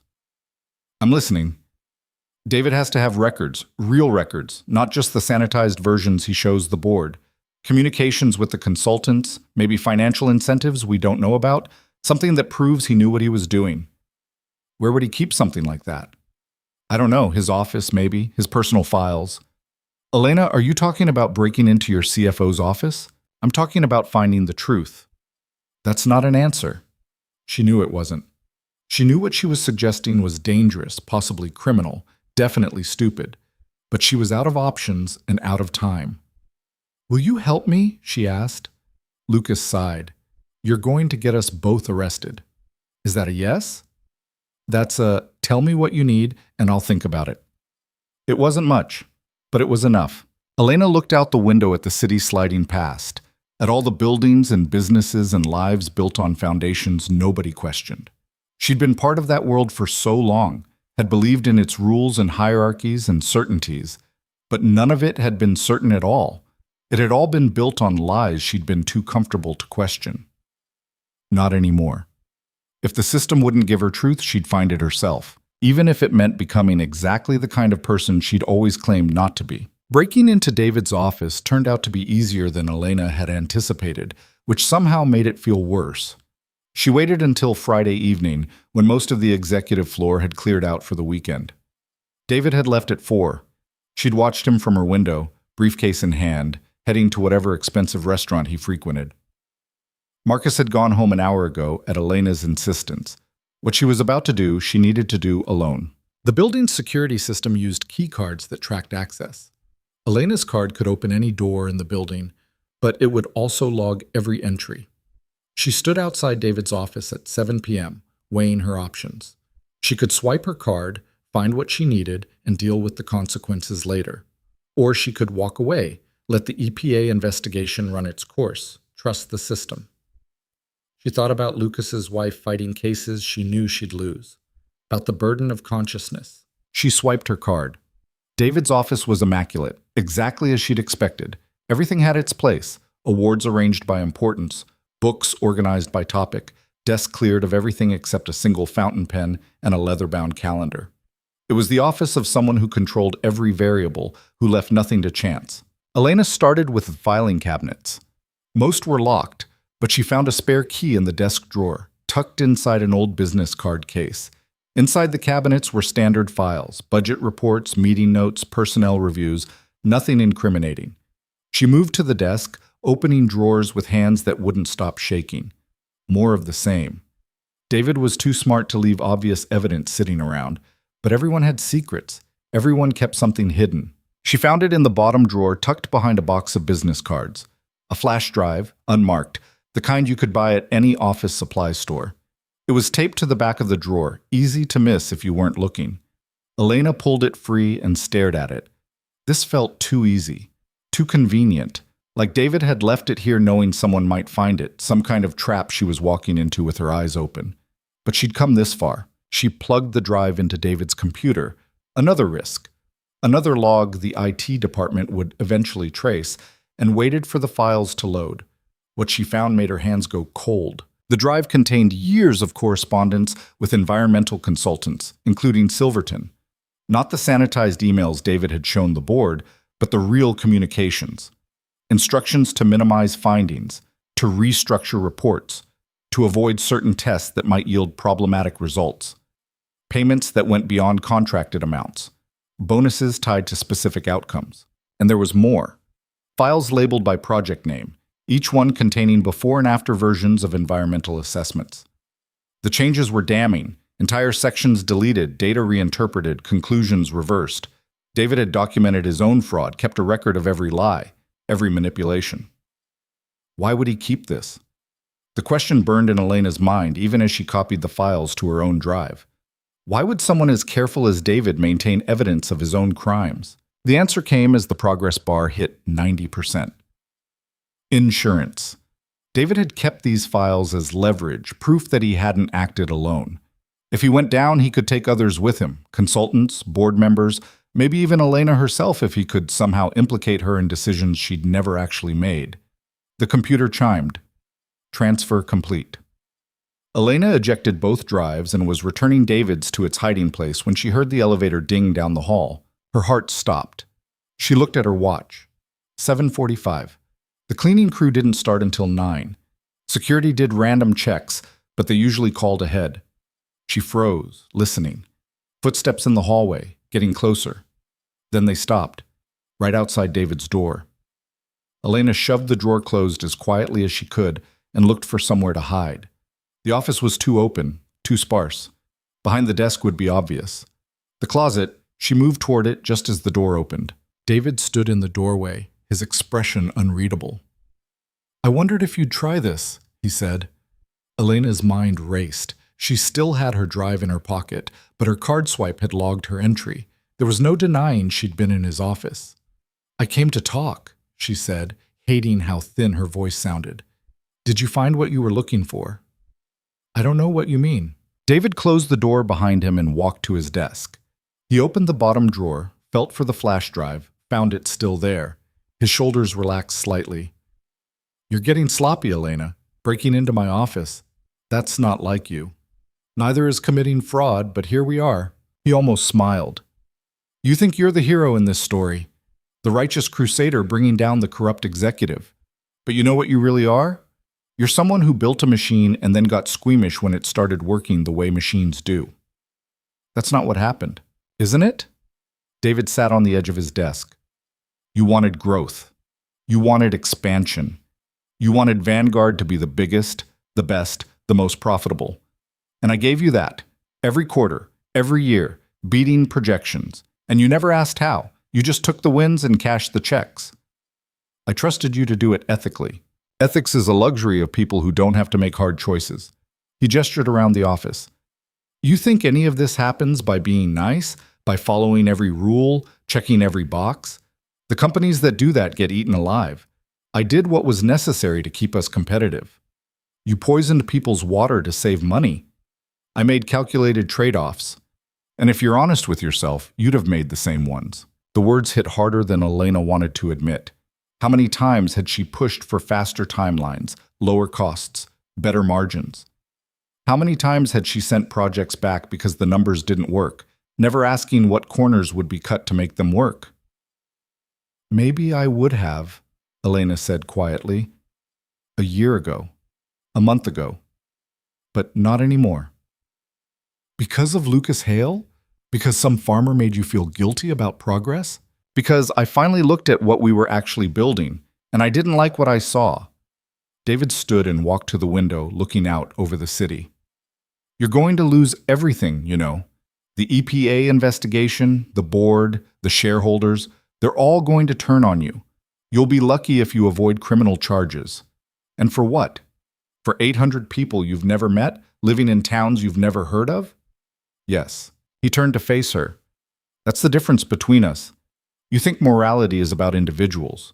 I understand it's about systems. Vanguard employs 3,000 people. Their families depend on our success. Our investors have retirement funds tied up in our stock. The projects we build create jobs, infrastructure, economic growth. That's morality at scale, Elena, not your small-town sob story. And if the foundation is rotten, then you fix it quietly. You don't burn down the whole building. Elena felt tired suddenly, bone-deep exhausted. I should have seen what you were doing years ago. I should have asked harder questions. Yes, you should have. David's voice softened slightly. But you can still fix this. Tell the EPA you made a mistake, that you overreacted to incomplete information. We settle the Blaine County situation quietly, implement some new oversight procedures, move forward. Nobody has to lose. Except the people who already lost. They were going to lose anyway. That's how the world works. Someone always loses. It doesn't have to be this way, doesn't it? David's mask was back in place now, the reasonable executive who'd thought through every angle. You can't change the system from inside it. All you can do is adapt or get crushed. Elena pulled the flash drive from her pocket and set it on his desk. I copied everything. David looked at the drive, then at her. Something dangerous flickered in his eyes. That's theft. So is what you did. The difference is, I can prove your theft. Your card swipe logged you entering my office at 7:03. Security cameras will show you at my desk. And that drive contains privileged company information that you accessed without authorization. I could have you arrested tonight. Go ahead. I've already sent copies to the EPA and to the board, and to 3 different journalists set on a dead man switch. If anything happens to me, it all goes public. It was a bluff. She'd only just copied the files, but David didn't need to know that. He studied her for a long moment. You're willing to destroy yourself to destroy me. I'm willing to destroy myself to stop you. There's a difference. Not to anyone watching. He was right about that. To the outside world, this would look like a power struggle between 2 executives, both willing to sacrifice the company for their own ends. The truth would get lost in the noise, but the truth would still exist. And maybe that was enough. The hearing is Monday, Elena said. The EPA wants depositions from both of us. You can lie to them if you want, but I'm done lying. She turned to leave. Elena. She stopped, hand on the door. I'm not the villain you need me to be, David said. I'm just someone who understood the rules and played by them. You built this company with me. Everything I did for Vanguard. For you. No, Elena said without turning around. You did it for yourself. You just convinced yourself it was for something bigger. She left him standing in his perfect office, surrounded by his perfect lies. The weekend passed in a blur of preparation and dread.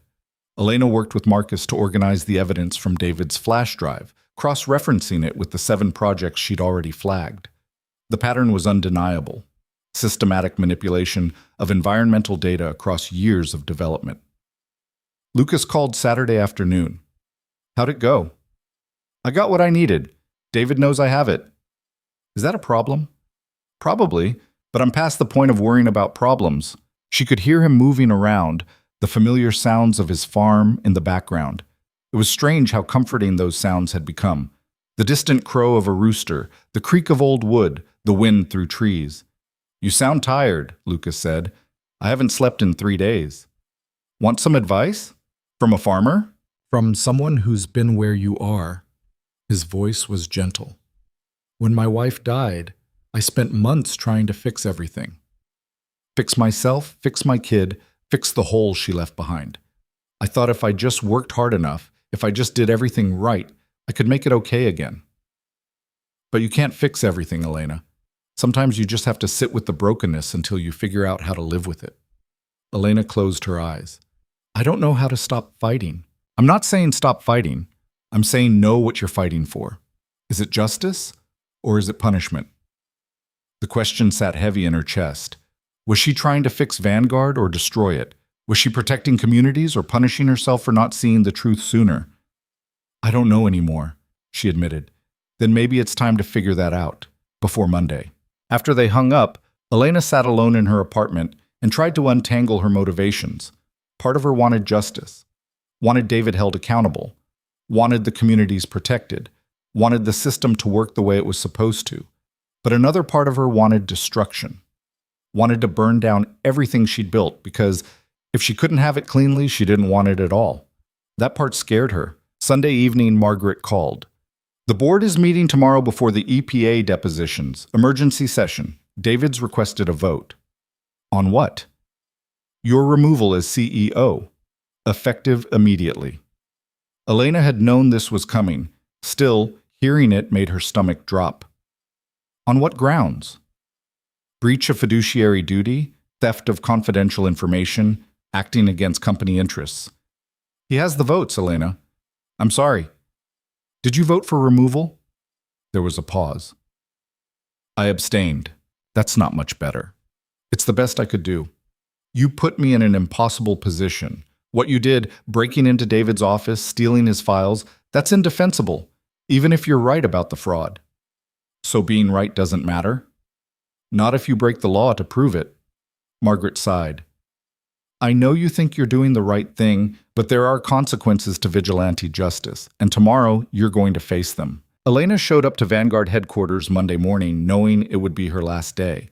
She'd dressed carefully, not in her power suit, but in something simpler. A black dress, minimal jewelry. The armor felt wrong now. She wanted to face this as herself, not as the CEO she'd pretended to be. The boardroom was packed. All 12 members present, plus legal counsel, plus David sitting in his usual spot like he'd already won. Margaret called the meeting to order. We're here to vote on David Monroe's motion to remove Elena Ward as CEO of Vanguard Industries. David, you have the floor. He stood, and Elena noticed he looked tired too. Good. At least she wasn't suffering alone. I'll be brief, David said. Elena Ward has acted against company interests, stolen confidential information, and invited federal investigation that threatens our very existence.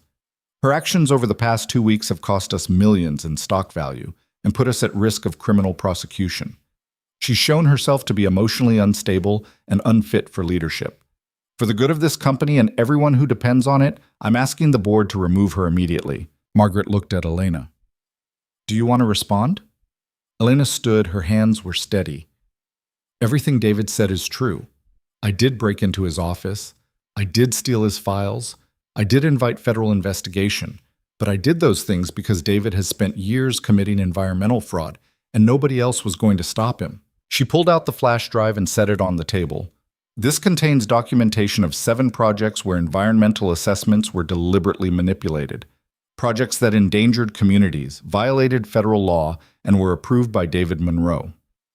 I have emails showing David instructing consultants to minimize findings. I have financial records showing payments tied to specific outcomes. I have before and after versions of reports proving systematic data manipulation. The room was silent. You can remove me if you want, Elena continued. You probably should remove me, but that doesn't change what David did. And it doesn't change the fact that we're all responsible for letting it happen. Thomas Way picked up the flash drive. How did you obtain this? I took it from David's office. Without authorization. Yes. Then it's inadmissible as evidence. In a criminal trial, maybe, but not in the court of public opinion, and not in your conscience. Elena looked around the table. You all knew something was wrong. Maybe you didn't know the specifics, but you knew David was cutting corners. You knew our environmental compliance was questionable. You just didn't want to look too closely because the numbers were good. James Rothman shifted uncomfortably. He'd been the one pushing hardest for growth, for beating quarterly projections. This isn't just about David, Elena said. It's about all of us. We built a company culture that rewarded efficiency over ethics. We delegated the hard questions to people who'd give us the answers we wanted. And now we're surprised that it turned into fraud. But we shouldn't be. We created this. David stood. That's a touching speech, but it doesn't change the facts. You broke the law, Elena. You stole from this company, and you're trying to justify it by claiming moral superiority. I'm not claiming moral superiority. I'm claiming responsibility, something you've never done. I take responsibility for every decision I made. The difference is, I don't apologize for them. Margaret held up a hand. Enough. We need to vote. All in favor of removing Elena Ward as CEO. 8 hands went up. Not quite unanimous, but enough. Motion passes, Margaret said quietly. Elena, effective immediately, you're no longer CEO of Vanguard Industries. You'll have until end of business to clear your office. Elena nodded. She'd expected this. Still, hearing it felt like falling. However, Margaret continued, given the evidence Elena has presented, I'm also calling for an immediate internal investigation into David Monroe's conduct. Until that investigation is complete, David, you're suspended from all executive duties. David's face went pale. You can't be serious. I'm entirely serious. Elena may have broken the law to obtain this evidence, but that doesn't mean we can ignore what it contains. The board has a fiduciary duty to investigate allegations of fraud, regardless of how those allegations came to light. This is ridiculous. She's manufacturing a crisis to avoid accountability. The crisis was already here, David. We just didn't want to see it. Margaret stood. This meeting is adjourned. Elena, David, you're both required to give depositions to the EPA this afternoon. I suggest you prepare. The board members filed out, avoiding eye contact with both Elena and David. In the span of 10 minutes, they'd both been effectively removed from power. David gathered his things without speaking. As he passed Elena's chair, he paused. I hope you're satisfied. I'm not. But at least I can sleep. Give it time. Unemployment is harder than you think. He left, and Elena sat alone in the boardroom. She'd lost her company, probably ruined her career, possibly opened herself up to criminal charges for breaking into David's office. But 800 people would have clean water, and that would have to be enough. The EPA deposition lasted 4 hours. Elena sat across from Agent Reeves and 2 attorneys, answering questions about every decision, every conversation, every document. She told the truth about David's fraud, about her own negligence, about the culture she'd created that made the fraud possible. When they asked how she'd obtained David's files, she told the truth about that too. Broke into his office, copied the flash drive, violated company policy, and probably several laws. Reeves took notes without expression. You understand this complicates things. Evidence obtained through illegal means can't be used in prosecution. I understand, but you can verify everything independently. The consultants he bribed, the reports he altered, the payments he made. It's all documented. You just have to look. And we will. But Miss Ward, I have to ask, why? Why risk everything for this? Elena thought about Lucas standing guard over his wetland, about his wife fighting cases she knew she'd lose, about the burden of consciousness. Because I finally understood what I was fighting for, she said. David's deposition was scheduled after hers. Elena waited in the hallway, watching through the window as he sat down across from Reeves. He looked confident, controlled, the same mask he always wore. But she'd seen behind the mask now. She knew what he really was. Marcus found her sitting in her car an hour later, staring at nothing. I heard, he said, climbing into the passenger seat. Board removed you. Yeah. I'm sorry. Don't be. I earned it. They sat in silence for a moment. Outside, the city moved on. People going to work, to meetings, to lives that didn't involve environmental fraud and moral reckonings. What are you going to do now? Marcus asked. I don't know. Sleep, maybe? I haven't done that in a while. And after that? Elena looked at him. You staying with Vanguard? Don't have much choice. Someone has to keep the place running while the board figures out what to do. You're too good for this, you know. You should jump ship before it sinks. Maybe, but someone told me once that you don't abandon something just because it's broken. You try to fix it. He smiled slightly. I think she was right. After Marcus left, Elena drove. She didn't plan where she was going, just headed out of the city onto the highway, following instinct more than direction. She ended up in Blaine County. Lucas's truck was parked in front of the farmhouse. Elena sat in her car for a moment, trying to figure out what she was doing here. She'd lost her company. Probably destroyed her reputation. The investigation would drag on for months, maybe years. She had no plan, no direction, no idea what came next. But sitting here, looking at the worn farmhouse and the fields beyond, she felt something she hadn't felt in years. Peace. She got out and walked to the porch. Lucas opened the door before she could knock. Heard about the board vote, he said. News travels fast. Small world. He studied her face. You okay? I don't know. Ask me in a year. His son appeared behind him, peering around his father's legs. The boy looked at Elena with open curiosity, then held up a drawing. It showed stick figures in an orchard, picking apples under a bright sun. That's beautiful, Elena said. The boy smiled and ran back inside. Lucas stepped onto the porch. You didn't drive all the way out here just to show me your resignation face. No, I came because... She stopped, trying to find words. I came because this is the only place that makes sense right now. A farm in the middle of nowhere makes sense? More than anything in the city does. Lucas leaned against the porch railing, looking out over his land. You know, after my wife died, people kept telling me to move on. Start fresh somewhere else. Like geography could fix grief. But I realized something. The pain doesn't go away just because you run from it. You have to sit with it. Figure out how to carry it. Is that what you're doing? Every day. He looked at her. What are you carrying, Elena? She thought about the question. What was she carrying? Guilt for the community's vanguard had endangered? Shame for not seeing the truth sooner? Grief for the company she'd loved and lost? All of it. None of it. I'm carrying the weight of finally understanding what mattered, she said, and realizing I wasted years on things that didn't. That's a start. They stood in comfortable silence, watching the sun drop toward the horizon. In the orchard, Lucas's son was climbing an apple tree, completely absorbed in his world. A world that made sense because it was simple, because it was true. Elena's phone buzzed, a message from Reeves. We have enough for charges. Monroe will be indicted within the week. Thank you for your cooperation. She showed Lucas the message. How does it feel? He asked. Like winning and losing at the same time. That's usually how the truth feels. Elena's phone buzzed again. Another message, this time from Margaret. Board voted to cooperate fully with EPA. We're implementing new environmental oversight. This doesn't fix what happened, but it's something. Thank you for forcing us to look. It wasn't absolution, but it was acknowledgement. So what now? Lucas asked. You heading back to the city? Elena looked at the farmhouse, at the fields, at the wetland in the distance where all of this had started. She thought about apartments she couldn't afford anymore, a career that was over, a future that was completely unknown. I don't know, she said honestly. For the first time in my life, I have no plan. Plans are overrated anyway.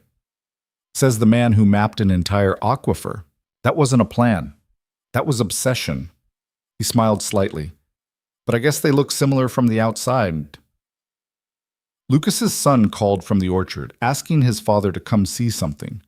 Lucas glanced at Elena. You want to stay for dinner? It's nothing fancy, just spaghetti and whatever vegetables I can guilt him into eating. Elena thought about her empty apartment, about going back to the city alone, with nothing but failure and questionable legal exposure waiting for her. Yeah, she said, that sounds good. As they walked toward the orchard, Elena felt something shift. Not a resolution, not an answer. Just a small opening in the wall she'd built around herself, a crack where light could get in. She'd lost everything she'd spent 30 years building. Her company, her reputation, her certainty about who she was and what she stood for. But standing here in the field with a man she barely knew and his 7-year-old son showing her a beetle he'd found, Elena realized she hadn't lost everything. She'd lost the wrong things. And maybe, if she was lucky, she could start finding the right ones. Dinner turned into staying the night in the guest room that smelled like cedar and old quilts. One night turned into 3. By the end of the week, Elena had stopped making excuses for why she hadn't driven back to the city. She told herself it was practical. The apartment lease was up in 2 weeks anyway, and she didn't have a job to go back to. Her savings would last maybe 6 months if she was careful. The farmhouse had space, and Lucas didn't seem to mind the company, but the truth was simpler than that. She didn't want to leave. The days had a rhythm here that Elena had forgotten existed. Wake up with the sun, coffee on the porch while Lucas got his son ready for school, then work. Not the kind of work she was used to. No emails, no meetings, no endless performance reviews, just physical labor that left her muscles aching and her mind quiet. Lucas put her to work without ceremony, repairing fence posts, clearing brush from the irrigation ditches, organizing years of accumulated junk in the barn. She was terrible at all of it. Her hands blistered. She dropped tools. The first time she tried to hammer a fence post, she nearly broke her thumb. "You're thinking too much," Lucas said, watching her struggle. "Just hit the thing." "I am hitting it." "No, you're apologizing to it while you tap it gently. Commit." Elena swung harder and missed entirely, the hammer bouncing off the post and nearly taking out her shin. Lucas grabbed her wrist before she could try again. "Okay, different approach. Maybe you're more of a systems person than a hitting things person." "I used to run a multi-million-dollar company." "Yeah, and now you're losing a fight with a fence post. Funny how life works." Despite her frustration, Elena laughed. It felt strange, laughing, like using muscles she'd forgotten she had. The indictment came through on Thursday. David Monroe charged with environmental fraud, conspiracy, and falsifying federal documents. The news broke at noon, and by evening, every major outlet had picked up the story. Former CFO of Vanguard Industries facing up to 15 years in prison. Elena watched the coverage on Lucas's small television, his son sitting between them doing homework. The reporters made it sound simple. Corrupt executive brought down by whistleblower CEO. They didn't mention that the whistleblower had lost everything in the process, that she was unemployed, possibly unemployable, living on a farm in the middle of nowhere because she had no other options. "You okay?" Lucas asked during a commercial break. "I don't know. I thought I'd feel something. Relief, maybe. Vindication." "What do you feel?" Elena considered. "Empty. Like I spent all this energy fighting him, and now that he's gone, I don't know what I'm supposed to do with myself." Lucas's son looked up from his math homework. "My dad says when you finish something hard, you're supposed to rest before you start the next thing." "Smart kid," Elena said. "He gets it from his mother," Lucas replied, ruffling his son's hair. That night, Elena couldn't sleep. She kept thinking about David, about the moment in his office when he'd looked at her with something like pity and said she'd lose everything. He'd been right, but he'd also been wrong, because losing everything had somehow led her here, to a place that felt more real than anywhere she'd been in years. She found Lucas on the porch, sitting in the dark with a beer. "Can't sleep either?" she asked. "My kid's getting to the age where he asks about his mom more. Asked me tonight if she'd be proud of him for getting an A on his spelling test." Lucas took a long drink. "I said yes, but the truth is I don't know. I don't know what she'd think of how I'm raising him, of the choices I've made. I just have to trust I'm doing it right." Elena sat beside him. "For what it's worth, I think you're doing a good job." "You've known us 2 weeks." "Sometimes 2 weeks is enough to see what matters." They sat in comfortable silence, watching fireflies drift across the dark fields. "Can I ask you something?" Lucas said finally. "Why are you really still here?" Elena had been asking herself the same question. "Because I don't know where else to go." That's running away, not staying. Maybe. Or maybe it's finally running towards something instead of just running. Lucas turned to look at her. "And what are you running toward?" "I have no idea. But it feels right. Being here, working with my hands, not thinking 5 moves ahead for once." She paused. "Does that make sense?" "More than you know." The following week, Marcus drove out to visit. He looked out of place in his suit and Italian loafers, picking his way carefully around the mud and chicken droppings.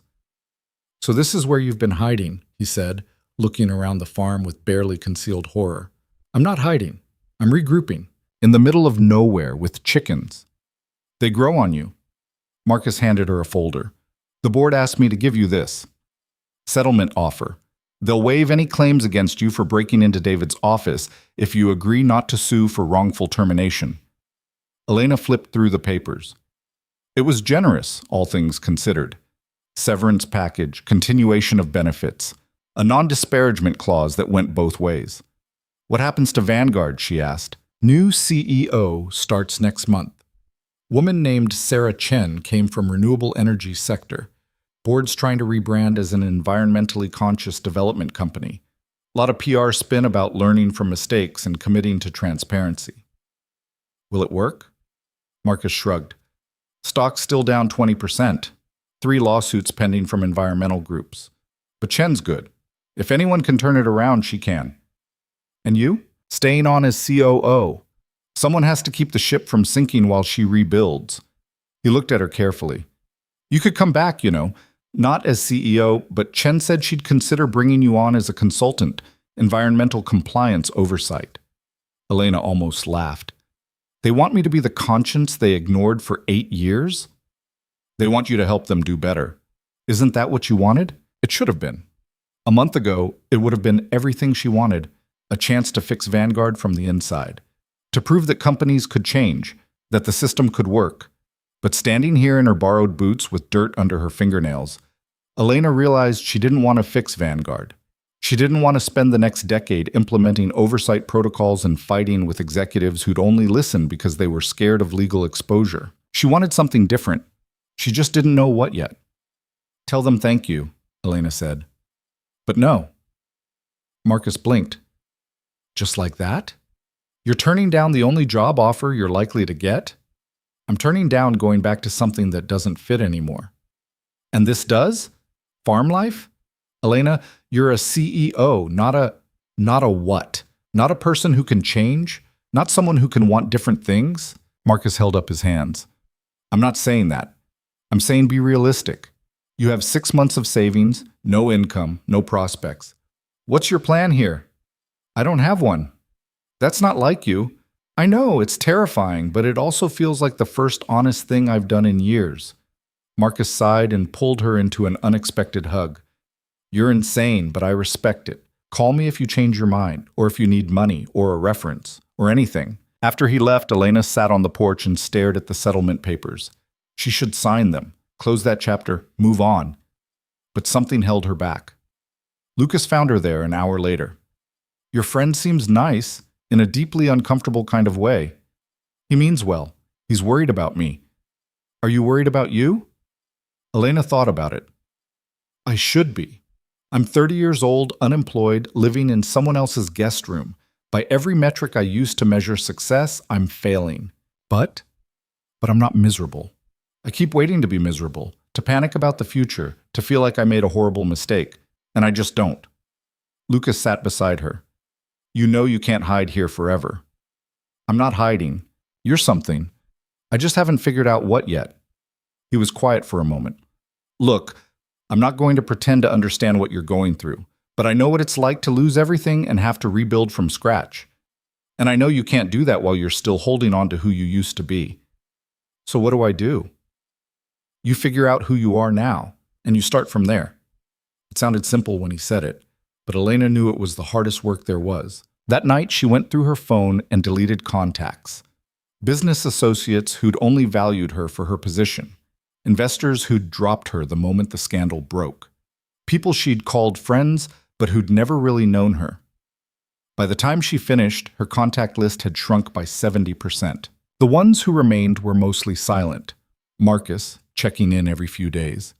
Margaret, sending occasional updates about the Vanguard investigation. Richard Chen, her old ethics professor, who'd emailed to say he was proud of her. And Lucas, whose number she'd added without ceremony but found herself looking at more often than she wanted to examine. The breakthrough came 3 weeks after the indictment, when a reporter from a business magazine tracked Elena down. She'd ignored most press requests, but this one was persistent, and finally Lucas handed her his phone with an exasperated look. She says she'll camp on my property if you don't talk to her. Elena took the phone. This is Elena Ward. Ms. Ward, I'm Claire Morrison from Enterprise Magazine. I'm writing a piece about corporate accountability and environmental fraud. I'd love to get your perspective. I don't do interviews. I know. That's what makes you interesting. Every other executive in your position would be doing damage control, spinning the narrative. But you've gone silent. Why? Because I don't have anything to spin. I made mistakes. I'm dealing with the consequences. But you also exposed massive fraud. You destroyed your own career to protect people you'd never met. That's worth talking about. Elena almost hung up, but something in Claire's voice, genuine curiosity, not the predatory excitement of a journalist smelling blood, made her pause. What do you want to know? They talked for 2 hours. Elena sitting on Lucas's porch, watching his son play in the yard, while she explained how she'd built a company on principles she'd forgotten to uphold, how success had become its own justification, how growth had become more important than the question of what they were growing toward. Do you regret it? Claire asked.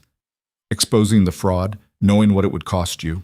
Elena thought about David facing federal charges, about the communities whose water supply was protected, about Vanguard struggling to rebuild with actual oversight. No, I regret not doing it sooner. I regret building a culture where fraud was easier than honesty. I regret trusting process over people. She paused. But I don't regret the choice I made at the end. That's the only thing I did right. What would you tell other executives in similar positions? People who suspect something's wrong but are afraid to look too closely? I'd tell them the fear doesn't go away. It just becomes a different kind of fear.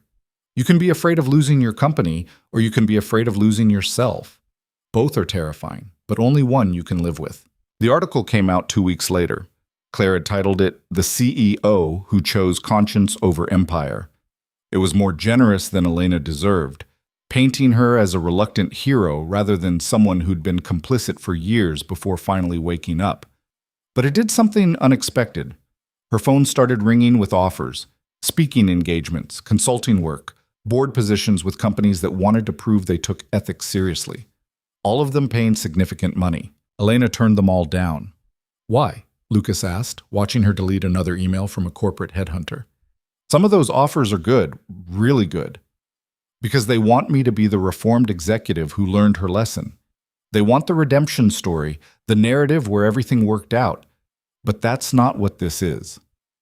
What is it then? Elena set down her phone. It's me trying to figure out how to live with myself, and I can't do that by going back to the same world that broke me in the first place. So what will you do? It was the question everyone kept asking, and Elena still didn't have an answer. Her savings were down to 4 months. She'd need income soon, needed some kind of plan. But every time she tried to think about the future, she kept coming back to the present, to the way morning light looked on the fields, to Lucas's son asking her to help with his science project, to the simple satisfaction of fixing something with her own hands. The answer came on a Saturday in late autumn. Elena was helping Lucas harvest the last of the apples when his son came running from the house, excited about something he'd seen on the computer. Dad, look, there's a thing about water and farms and teaching people how to protect it. Lucas cleaned his hands on his jeans and looked at the website his son had pulled up. It was a nonprofit organization that worked with rural communities on water conservation and environmental protection. They were hiring a regional coordinator for the western states. You should apply, Lucas's son said, looking at Elena with absolute certainty. I don't know anything about water conservation, Elena said. You know about business. You know about fighting for what's right. And you know what happens when people don't protect their water. Lucas looked at her. Seems like exactly what you know. Elena read through the job description. The salary was a fraction of what she'd made at Vanguard. The work would be constant travel, community meetings, navigating local politics and environmental regulations. It would be exhausting, frustrating, probably thankless. She applied that night. The interview was 3 weeks later, conducted via video call in Lucas's kitchen. The executive director was a woman in her 60s named Patricia, who looked like she'd spent most of her life outdoors. I have to be honest, Ms. Ward. Your resume is intimidating. You've run a major corporation. Why would you want to work for a nonprofit making $40,000 a year? Elena thought about all the polished answers she could give, the ones that would make her sound altruistic and committed. But she was done with polished. Because I spent 30 years building something that hurt people, and I want to spend the next 30 building something that helps them. And because I need to prove to myself that I can use what I know for something that actually matters. Patricia smiled. That's the most honest answer I've gotten in 20 years of hiring. When can you start? The job offer came through in early December. Elena accepted immediately, then sat in her car for 20 minutes trying to figure out why she felt more terrified than relieved. She found Lucas in the orchard, pruning trees in the weak winter sunlight. "I got the job," she said. "Yeah? That's great. Regional coordinator. I'll be traveling most of the time. Hotels, community centers, county courthouses. Not exactly glamorous. Glamour's overrated." Lucas set down his pruning shears. "You're scared. Is it that obvious? You get this look, like you're waiting for permission to want something." He turned to face her. "Elena, you don't need permission. You never did." "What if I'm terrible at it? What if I fail?" "Then you fail and you figure it out, same as everyone else."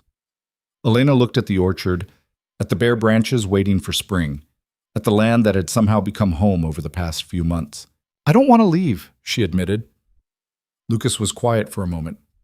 "Where's the job based?" "Technically, anywhere in the western region. I can work remotely between site visits." "Then don't leave. Stay here. Pay rent if it makes you feel better, or don't. But you don't have to go back to the city just because you have a job." "Lucas, I mean it. This place is too big for just me and the kid anyway, and he likes having you around. Asks me every morning if you're still here." Something warm settled in Elena's chest. "What about you? What about me? Do you like having me around?" Lucas met her eyes. "Yeah, I do. More than I probably should." The admission hung between them, honest and complicated. They'd been dancing around this for weeks, the casual touches, the late-night conversations, the way Elena's heart jumped when Lucas smiled at her. But neither of them had acknowledged it directly. "This is a bad idea," Elena said. "Probably. I'm a disaster. My career's in ruins. I have no idea what I'm doing with my life, and I'm still figuring out who I am. So? I'm a widower with a 7-year-old and more emotional baggage than I know what to do with. We're both disasters." That's not exactly a ringing endorsement. Lucas stepped closer. "Elena, I'm not asking you to have everything figured out. I'm just asking you to stay. We can figure out the rest as we go." It was the opposite of everything Elena had built her life on. No plan, no strategy, no clear outcome. Just two broken people in a field choosing to try.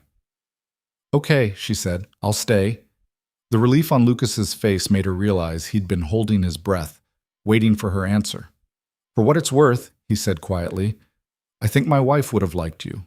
She always said the bravest thing a person could do was admit they were wrong and try to be better." "I'm trying." "I know.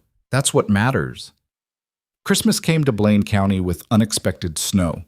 Elena spent Christmas Eve helping Lucas's son decorate the farmhouse, stringing lights that probably violated several electrical codes and baking cookies that turned out slightly burned but edible. Marcus sent her a gift card and a note. "Still think you're crazy, but Merry Christmas anyway." Margaret sent a bottle of expensive wine with no note. Richard sent a book on environmental ethics with an inscription, "Proud of you. Keep fighting." Elena's mother called from Arizona, where she'd retired years ago. They'd never been close. Her mother had never understood Elena's ambition, had always thought she was chasing the wrong things. But now, hearing about Elena's new job, about the farm, about Lucas and his son, her mother said something that broke through years of distance. "I'm glad you finally stopped running, honey." "I didn't think I was running." "You've been running since you were 16. From who you were, from where you came from. Running towards something you thought would make you matter. I'm just glad you figured out you already did." After they hung up, Elena sat on the porch in the cold and let herself cry. For the company she'd lost, for the years she'd wasted, for the person she'd been and the person she was becoming. Lucas found her there and didn't say anything, just sat beside her and waited until she was ready to talk. "I keep thinking about David," she said finally, "about how he believed everything he did was justified, and I wonder if I was the same way. If I was so focused on growth and success that I couldn't see what it was costing." "Probably. Most people are." "That's not very comforting." "It's not supposed to be. The point is you see it now. You can't change what you did, but you can change what you do next." Elena wiped her eyes. "When did you get so wise?" "I'm not wise. I'm just a guy who spent 4 years trying to figure out how to live after losing everything. You learn things." "Like what?" "Like the only thing that actually matters is whether you can look yourself in the mirror at the end of the day. Everything else is just noise." David's trial began in February. Elena testified for 3 days, walking the jury through every document, every decision, every moment when she should have seen what was happening and didn't. The defense tried to paint her as an incompetent executive looking for a scapegoat, but the evidence was too strong. David had documented everything, and his own arrogance had become his downfall. The verdict came back guilty on all counts. 15 years in federal prison, millions in fines, permanent ban from serving as a corporate executive. Elena watched the news coverage from a hotel room in Montana, where she'd been working with a ranching community on irrigation rights. She waited for the satisfaction to come, for the vindication. Instead, she just felt tired. She called Lucas that night. "It's over. He's going to prison. How do you feel?" "Like I won something I didn't want to win. Like we both lost, just in different ways." "That's because you did." "But Elena, what he lost was his freedom. What you lost was your illusions. Those aren't the same thing." "I know, but it still feels like I should feel something more than this." "Maybe you're just done carrying it. Maybe you can let it go now." The idea of letting it go felt impossible and necessary in equal measure. Elena had been carrying the weight of Vanguard, of David's betrayal, of her own complicity for so long that she didn't know how to exist without it. But slowly, week by week, she started to learn. Her new job was harder than she'd expected and more rewarding than she'd imagined. She spent her days in community centers and county offices, helping farmers in small towns navigate environmental regulations, secure grants for water conservation, fight back against corporate developments that threatened their resources. She was terrible at it at first. She talked too much like a CEO, used too much corporate jargon, came in with solutions instead of listening to problems. But the communities were patient, and gradually Elena learned to shut up and pay attention. She learned that effective advocacy wasn't about having all the answers. It was about helping people find their own power, their own voices.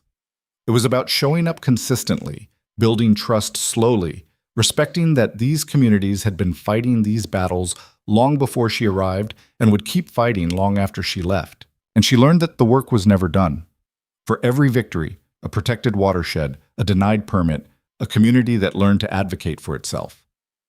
There were a dozen setbacks, companies with deeper pockets, politicians who'd been bought, regulations that favored development over conservation. But unlike at Vanguard, where setbacks had felt like failures, here they just felt like part of the process. You kept showing up. You kept fighting. You trusted that slow, consistent pressure could move mountains. Spring came to Blaine County, and with it, Lucas's orchard bloomed. Elena had never paid much attention to apple blossoms before. But standing in the orchard with Lucas's son, who'd become less shy over the months, who now talked her ear off about everything from dinosaurs to why his teacher was wrong about math, she understood why people wrote poems about this. "You see that tree?" Lucas pointed to an older apple tree at the edge of the orchard. "My wife planted that the year we got married. Said she wanted something that would outlast us, that would keep giving even after we were gone. She sounds like she was something special." She was. Still is, in a way. She's in the trees, in the kid, in the choices I make because of her. He looked at Elena. "You don't have to replace someone to matter. You just have to be present." It was permission Elena hadn't realized she needed. Permission to exist in this space without erasing what came before, to build something new without pretending the past didn't matter. That evening, after Lucas's son was asleep, they sat on the porch with cheap wine and talked about everything and nothing. How Elena's mother was planning to visit in the summer.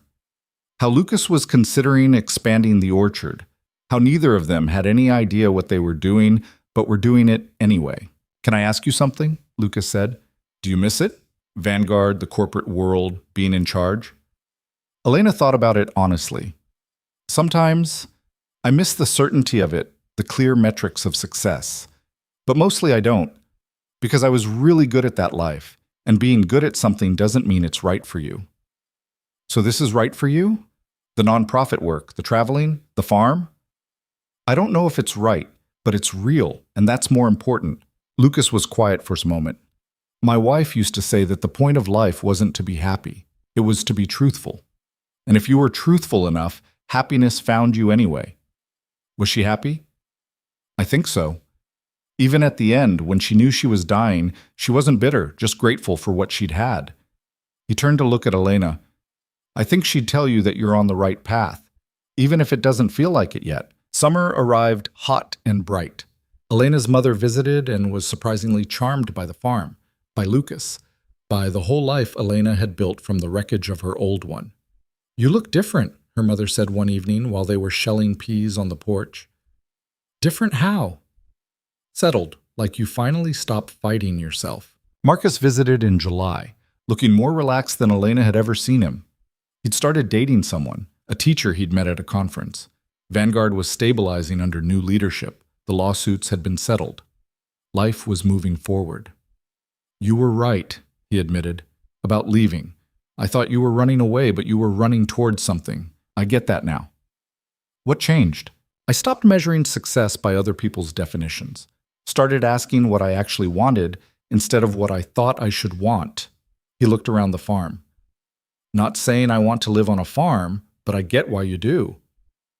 By autumn, Elena had been with the nonprofit for almost a year. She'd helped protect 3 watersheds, stop 2 major developments that would have contaminated local water supplies, and trained dozens of community leaders in environmental advocacy. The work was exhausting and frustrating and never-ending, and she'd never felt more purposeful in her life. One evening in October, exactly a year after she'd first arrived at Lucas's farm, Elena sat in the orchard and thought about everything that had changed. A year ago, she'd been a CEO fighting to save her company. Now she was a regional coordinator for a nonprofit, living on a farm with a man she'd initially come to buy out, and his 7-year-old son who'd somehow become one of her favorite people. A year ago, she'd measured success in quarterly returns and stock prices. Now she measured it in communities protected, people empowered, water kept clean. A year ago, she'd been certain about everything and understood nothing. Now she was uncertain about most things, but understood what mattered. Lucas found her there as the sun was setting, 2 beers in hand. He passed her one and sat beside her. "You've been out here a while," he said. "Just thinking." "About?" "About how a year ago, if someone had told me this is where I'd end up, I would have thought they were insane. And now? Now I think this is the sanest thing I've ever done." Lucas smiled. "The kid wants to know if you're staying for good. He's worried you might leave for another job or go back to the city." "What did you tell him?" "I told him to ask you himself, but he's scared you'll say no." Elena thought about her apartment lease that had expired months ago, about the boxes of clothes and books still in Lucas's barn that she'd never bothered to unpack, about how somewhere along the way this farm had stopped being temporary and started being home. "I'm not going anywhere," she said. "You sure? Because we can be a lot. The kid has nightmares sometimes. I work too much. The house needs constant repairs. It's not the life you're used to." "Good. The life I was used to was killing me." Elena looked at him. "I'm sure, Lucas. About this. About you. About staying. For the first time in my life, I'm actually sure." He kissed her then, soft and careful, like he was still afraid she might disappear. Elena kissed him back and felt something settle deep in her chest. Not certainty about the future. She'd learned that certainty was a lie, but sureness about the present, about this moment, about choosing to stay instead of run. When they pulled apart, Lucas was smiling. "So I guess we're doing this. I guess we are. No plan, no strategy, just seeing what happens." "Exactly. You've changed, Ward." "Yeah, I have." That night, Lucas's son asked if Elena would help him with his science project about water conservation. They sat at the kitchen table with poster board and markers, the boy explaining his ideas while Elena helped him organize them into something coherent. "Miss Elena," he said, carefully gluing a photo of the wetland onto his poster. "My dad says you used to be really important, like running a big company and stuff." "I was a CEO, yeah. Do you miss it?" Elena thought about the question. A year ago, she would have said yes without hesitation. But now, sitting in a kitchen that smelled like dinner and listening to a 7-year-old explain the water cycle with infectious enthusiasm, she knew the truth. "No," she said, "I don't, because this is more important. Helping with science projects, helping people, protecting things that matter, being part of something real instead of just running it." The boy considered this seriously.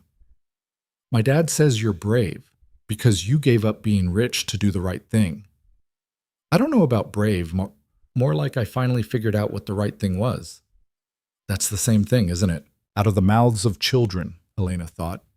Yeah, kid, I guess it is. Winter came again, closing the circle of Elena's first year on the farm. She'd turned 31 without much fanfare, celebrated with Lucas and his son and Marcus, who drove out for the weekend bearing entirely impractical gifts like a cashmere scarf she'd never wear and a cookbook she'd never use. You happy? Marcus asked her on his last evening, while Lucas put his son to bed. Yeah, I think I am. You don't sound sure. I'm sure. I'm just not used to being happy without something to prove. It feels weird. Good weird or bad weird? Elena looked around the farmhouse, at the photos on the mantle that now included some of her, at the muddy boots by the door, at the life she'd built from the ashes of her old one. Good weird. Really good. The EPA's final report on Vanguard came out in January, 2 years after Elena had first driven to Blaine County. The findings were damning. Systematic environmental fraud across multiple projects, falsified reports, bribed consultants, millions in fines. David Monroe's conviction was upheld on appeal. Vanguard had survived but was permanently changed, operating under consent decree with strict oversight. Elena read the report once, then filed it away. It was finished. That chapter of her life was closed. What mattered now was the work ahead. 3 communities waiting for her help with water rights disputes. A training session she was running next month on environmental advocacy. Lucas's son's birthday party, where she was apparently in charge of the cake because Lucas couldn't bake to save his life. And through it all, the steady rhythm of life on the farm. The seasons turning, the work never ending, the quiet satisfaction of building something that mattered without needing anyone to notice or applaud. One evening in early spring, 2 years after she'd first arrived, Elena stood at the edge of the wetland that had started everything. The water reflected the sky, peaceful and persistent. Somewhere beneath the surface, the aquifer was recharging, feeding wells and streams for miles around. Protected. Safe. Because someone had been willing to fight for it. Lucas found her there, as he always did. Thinking deep thoughts, he asked. Thinking about how weird it is that my entire life changed because I tried to buy your land. My land was never for sale. I know that now, but then I thought everything was for sale if you offered enough money. And now? Now I know the most important things can't be bought. They have to be chosen. She turned to face him. I choose this, Lucas, every day. This life, this work, you and your son. I choose it. He pulled her close. Good, because we choose you too. In the distance, they could hear Lucas's son calling them for dinner, his voice bright with the uncomplicated joy of a child who'd learned that sometimes broken people could help fix each other. Elena took Lucas's hand and they walked back toward the farmhouse, toward the warm lights and the life they were building together. It wasn't the life she'd planned. It wasn't the success she'd chased for 30 years. But standing here in a field in Blaine County, with dirt under her fingernails and a future she couldn't predict, Elena Ward understood something she'd never grasped when she was building her empire. Success wasn't something you achieved. It was something you lived. And the only measure that mattered was whether you could look at yourself honestly and accept what you saw. She could. Finally, after years of running, after losing everything, after choosing truth over comfort, Elena could look at herself and feel something she'd never felt before. Peace. Not because everything was perfect, not because all her mistakes were forgiven, but because she was trying every day to be better than she'd been, to build something real instead of something impressive, to matter in ways that actually mattered. And in the end, that was enough. It had to be. Because the alternative, the endless pursuit of more, the belief that success was somewhere just ahead if she could only run faster, climb higher, win bigger, that alternative had nearly destroyed her. This, though, this quiet life of purpose and connection and choosing to stay, this was saving her, one ordinary day at a time.